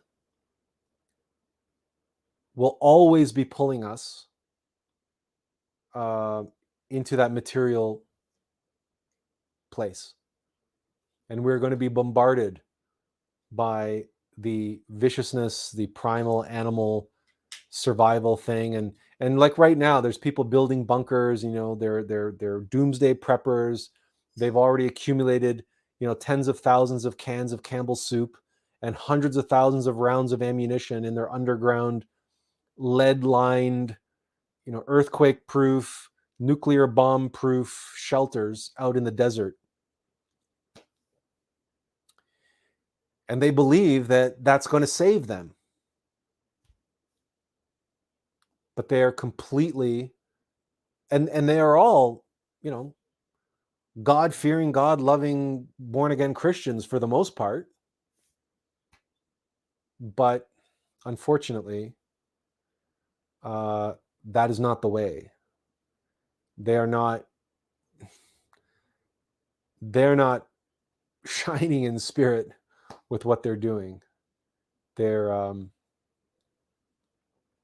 exuding a fear and a desire to control, and they're leading others down unfortunately a path to oblivion, even as they believe that the steps that they're taking and the measures that they are taking are going to save them, that they are going to survive. Wow.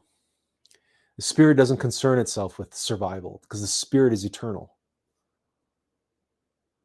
The spirit doesn't concern itself with survival in the video game. because he knows it's a virtual reality. It knows it's an illusion. There's nothing that can survive here on this level. Benjamin says that is why Jesus said that one cannot serve two masters. Correct. One cannot serve two masters at the same time or ride two horses at the same time. But with today's economy and social structure, people only tend to focus on the materialistic side and satisfy their ego, as evidenced by your example earlier, flexing their goodies on social media. How can we remain inspired given that today's world is too materialistic? This one is very difficult and challenging to answer. And each and every person has to answer it for themselves based on their own self-knowledge and their own knowledge of their divine mother. For my part, I've told the story many times. My life brought me to a place where I was completely and totally brought to my knees. And in every conceivable way, including health-wise, physically, mentally, emotionally, psychologically.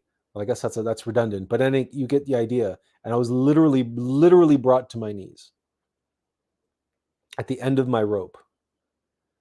And my choices, the choice that the material world gave me included a partial frontal lobectomy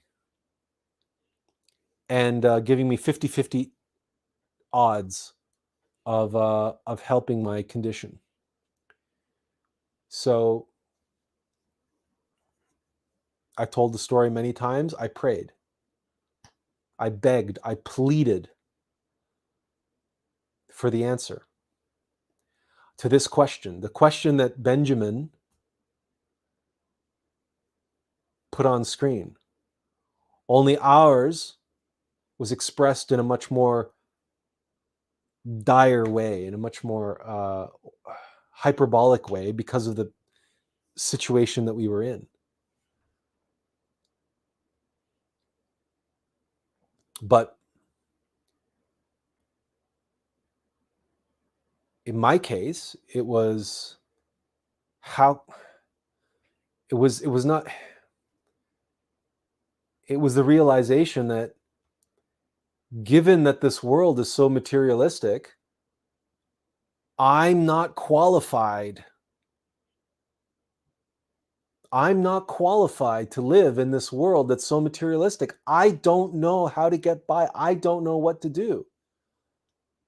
I've exhausted all of my resources, all of my connections, all of my abilities, and the best that the best that the materialist world can come up with for me by my efforts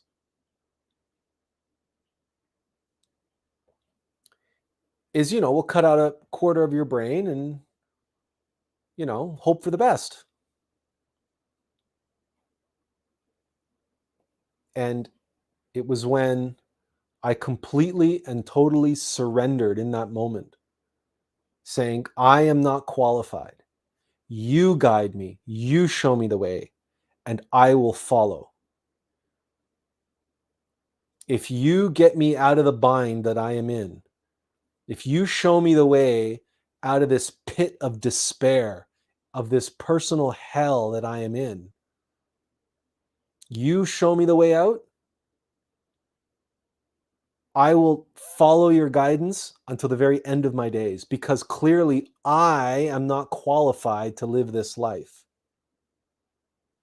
to live the life that I came here to live, to be what I was born to be. I, the mortal vessel, am not qualified to make the decisions. So the best that I can do is serve and follow orders. And I swear to do so. And I promise to do so to the best of my ability.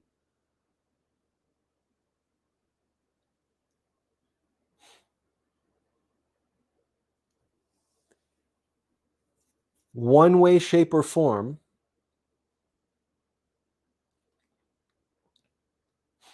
all of us face this question. How am I supposed to do what I came here to do? How am I supposed to be inspired when I have all this material world is throwing up obstacles, is so not cooperating, is so this, is so that. I have these health problems, I have these financial problems, I have these social problems, I have these work problems.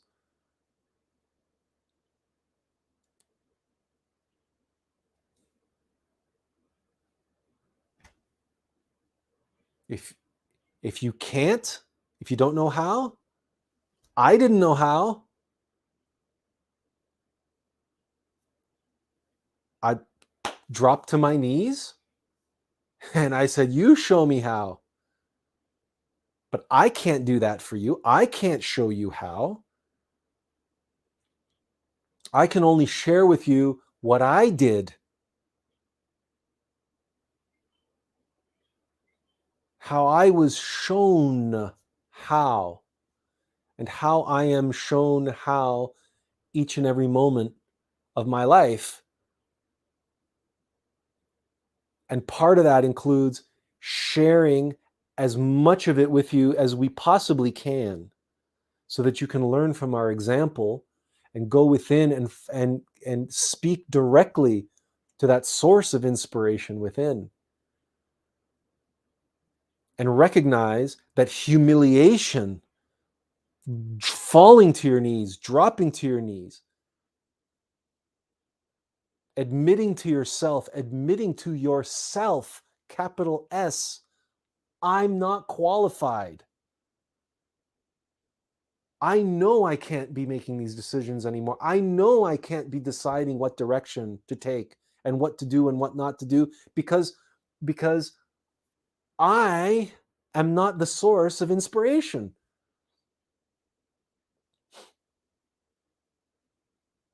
So how are you inspired? You promise the source of inspiration to act on it. And if you do so, you will not be forsaken. You will not be thrown to the wind. You may not live as comfortable a life as you were before. You may not be able to hold on to the same house that you're living in. You may not be able to hold on to the same number of cars that you have. You may have to make sacrifices. Something may change. But then again, things might change for the better. I don't know. I can't give you those answers. And only you can have that knowledge and that relationship and that conversation with yourself, with your own innermost, with your own divine mother. All I can tell you is I wasn't thrown to the wind. On the contrary, it was like I was pulled from the jaws of the wolves. I was saved. I was pulled back from the brink of destruction, from the brink of oblivion, out of hell itself. Now, was I given a tremendous burden and mission and so on to fulfill? Yes, absolutely. But I had always felt that anyway. I'd always known that deep down anyway. It's just this was the moment that I realized that I wasn't the one who was qualified to do it. I was only here to serve that mission, to fulfill that role, not to define the role.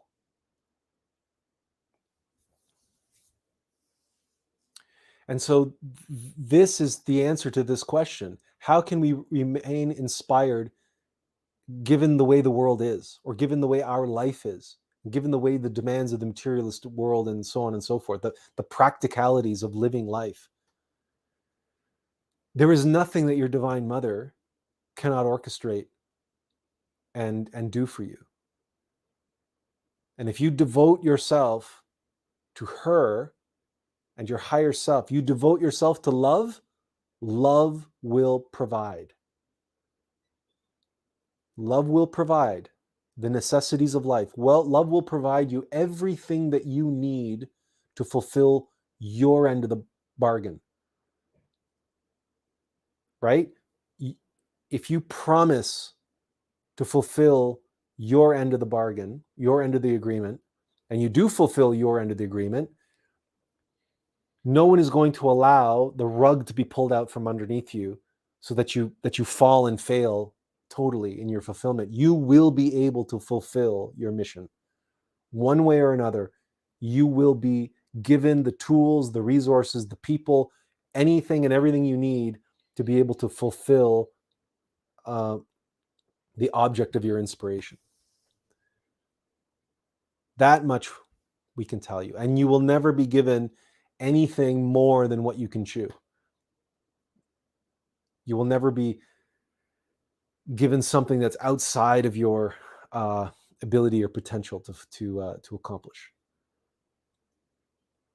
But it's your own direct, conscious, experiential connection and conversation with your own higher self that is going to fill in the blanks of this hypothetical expression.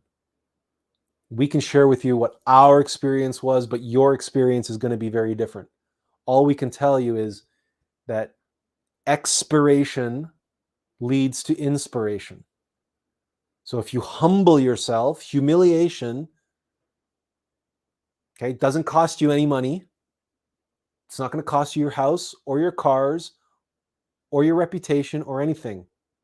Just humble yourself before your own divine mother. Humble yourself before God in the privacy of your own room and begin there. Start your conversation there and see where it takes you. Benjamin follows up and says, one of the reasons I listen to your live stream is because it is keeping me inspired, because you talk about spiritual development. Even my religion has failed me. They're all about the money now, and they're even exposed as they are, and yet continue to flourish. So thank you for your work. Well, you're welcome, Benjamin. It's our privilege, and it's our pleasure, it's our passion. Honestly, if you knew just how crappy and absolutely shitty we felt this morning when we got up, just complete and total unmotivated, just ugh. It's like but doing this live stream and having you to share with, having you to speak with, having that inspiration to be able to pour forth through us and know that we're having some impact, we're in whatever small way that may be, in the lives of others, that in and of itself makes it all worthwhile and makes our life worth living. And that gives us meaning and purpose. And again, this morning we were we were humiliated all right. We were, and now this live stream is that redemption. It's the redemption arc. It's the exaltation that comes after the humiliation. Because this morning leading all the way up to our live stream, it was like, yeah, we were expiring all right. But now we've transmuted that and given all that back to you with the passion and the energy that comes with the severity and mercy of love. And so, we love this work. We love what we do. We absolutely love what we do. And we're going to continue doing it. And God willing, our work will expand as we continue moving forward. But again, it's not up to me. I'm not qualified, so I have to wait patiently for the guidance and the timing and so on and so forth. But in the meantime, we're going to continue as long as we can here on this platform. So thank you, Benjamin, always for your contributions. And our other Benjamin says, this was inspiring. I started reading the ebooks, Pymander. It talks a lot about service. maybe,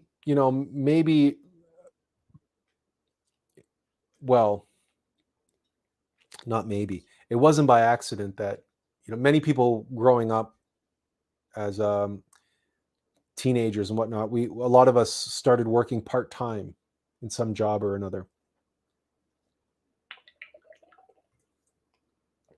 And I think we've mentioned before, we started working at Kmart, which is like a smaller version of Walmart. And we loved it. We loved it. We took to customer service like a fish in water. And a lot of it had to do with how we were raised also by our mother, because being Hungarian, we had lots of dinner parties and stuff. And Hungarians, there's an aspect of the Hungarian culture which is very similar to the Japanese culture, where service is baked into our culture. Where when someone comes over for dinner, for example, you constantly have to offer them food, and to offer them a second helping and a third helping, and would you like more of this? Would you like more of that? And would you? And you're always, it gets to be a little bit much, to be honest with you, because people can take it a little bit too far, especially nowadays when, we're all supposed to be watching our waistlines and careful of diabetes and everything else. So even the Hungarians have tried to dial it back a bit, because food is so much of a pariah these days in terms of nutrition and health. But in any case, that aspect of serving others and serving your guests and doing it, and that the joy that comes with that, it was my mother who had this absolute, you could tell, like, she would glow. She would glow when she had this opportunity to serve her guests. And you all know people like this. For example, we all have like grandmothers or somebody's grandmother who's this way, who's just like absolutely will get up at like 4 a.m, 5 a.m, and start baking, because of the absolute joy that they get from, baking cookies or pastries or what have you for their grandchildren. And it's this wonderful glow they had. They just want to be able to contribute, to be purposeful, to be important, to be meaningful, because their life is not over. Andrea says, Italians are the same. We want to smother people with food. And one of our best friends is Italian, and it's like that when we go to his place. He's exactly the same.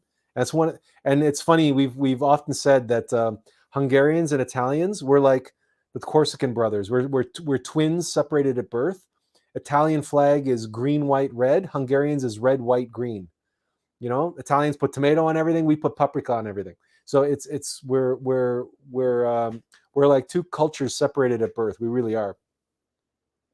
But of course, many cultures share this. We don't want to sound exclusive or exclusionary, but certainly that particular aspect, smothering others with food, that's a good way to put it too.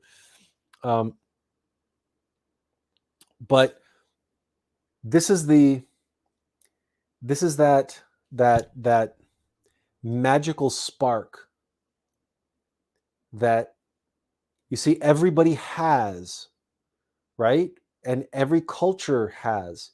And it's always the love that they express and how they express that love for others.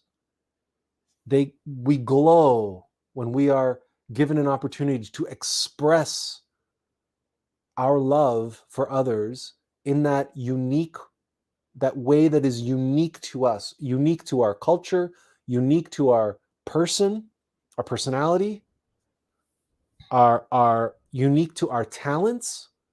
So if we're a musician and we love music and we love to play music, what are we doing? We are expressing our love through music. And when we're doing that, we glow. And when we glow like that, we cannot help but be like a beacon of light that draw people in. And people appreciate that. People receive that. And so how can you be inspired in this materialist world? Know yourself. What do you love? What do you have inside of you that's screaming to get out, that's bursting to get out? And how do you express it? Through what talents, through what abilities, through what ways, through what business, through what actions, through whatever? What do you have in your disposal that will allow you for that light and love inside of you to express through you in a way that you will love, and in a way that'll allow you to express that love and that light inside of you? And if you don't know what that is, keep going within, asking and begging to be shown the answer. And listen for the answer. And do what you're told. Follow the signs. Take the advice. Take the guidance you receive. Even if it starts leading you down uncomfortable and inconvenient roads, and especially if you're confronted by fear. The fear of, oh my God, what popped in, I asked for guidance, and what popped in my head was, oh, that old dusty accordion you got when you were 6 years old? And all of a sudden the fear, nobody likes the accordion, right? No, go downstairs, dust off the old accordion, pick it up, and start playing it. Benjamin says, it is really serendipitous that the saying know yourself is highlighted in the movie The Matrix, because it is what we need to do to escape this expiring simulation. Yeah. It's to know yourself. Absolutely. Thank you, Benjamin Ochoa. Benjamin says to Benjamin, this is from one Benjamin to the other Benjamin. Thank you, Benjamin, for the Rico, for the recommendation. I found the audiobook in YouTube. So that's referring to the audiobook. Benjamin, the other Benjamin, was saying Pymander. All right. Does anyone have anything else to say or to add or to ask?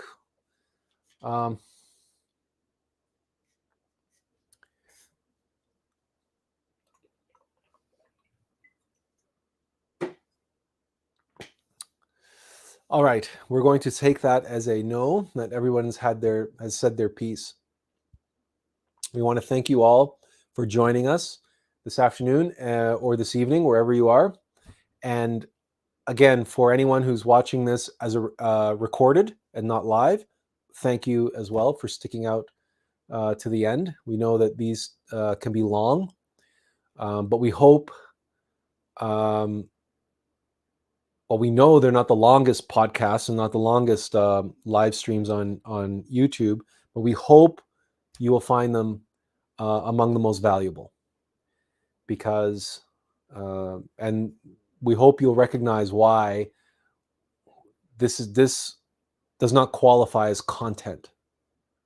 Not the same way as the big machines pumping out content, and why we're never going to have hundreds of thousands of subscribers or whatever, because we're not here to create the kind of controversy and drama that most people are looking for, right? The drama that what we are here to help you live is the drama of your own hero's journey, is the drama of fulfilling your mission and purpose in life, even in the face of umpteen obstacles, even in the face of death itself.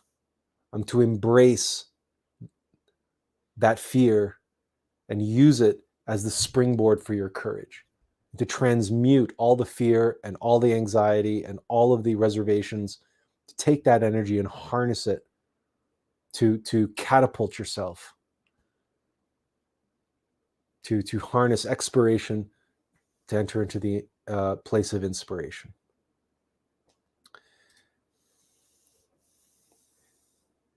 You're welcome, Benjamin. Thank you again for being here, and God bless you as well. And Jennifer says, thank you so much for this much needed message today. I appreciate it. Well, thank you, Jennifer. Well, thank you for being here, Jennifer, and you're always welcome. And we hope to see everyone next week, if possible. And until then, take care. Live in spirit. Be inspired. Just be. And to all of you, we say inferential peace. And all the best. We'll hope to see you again soon.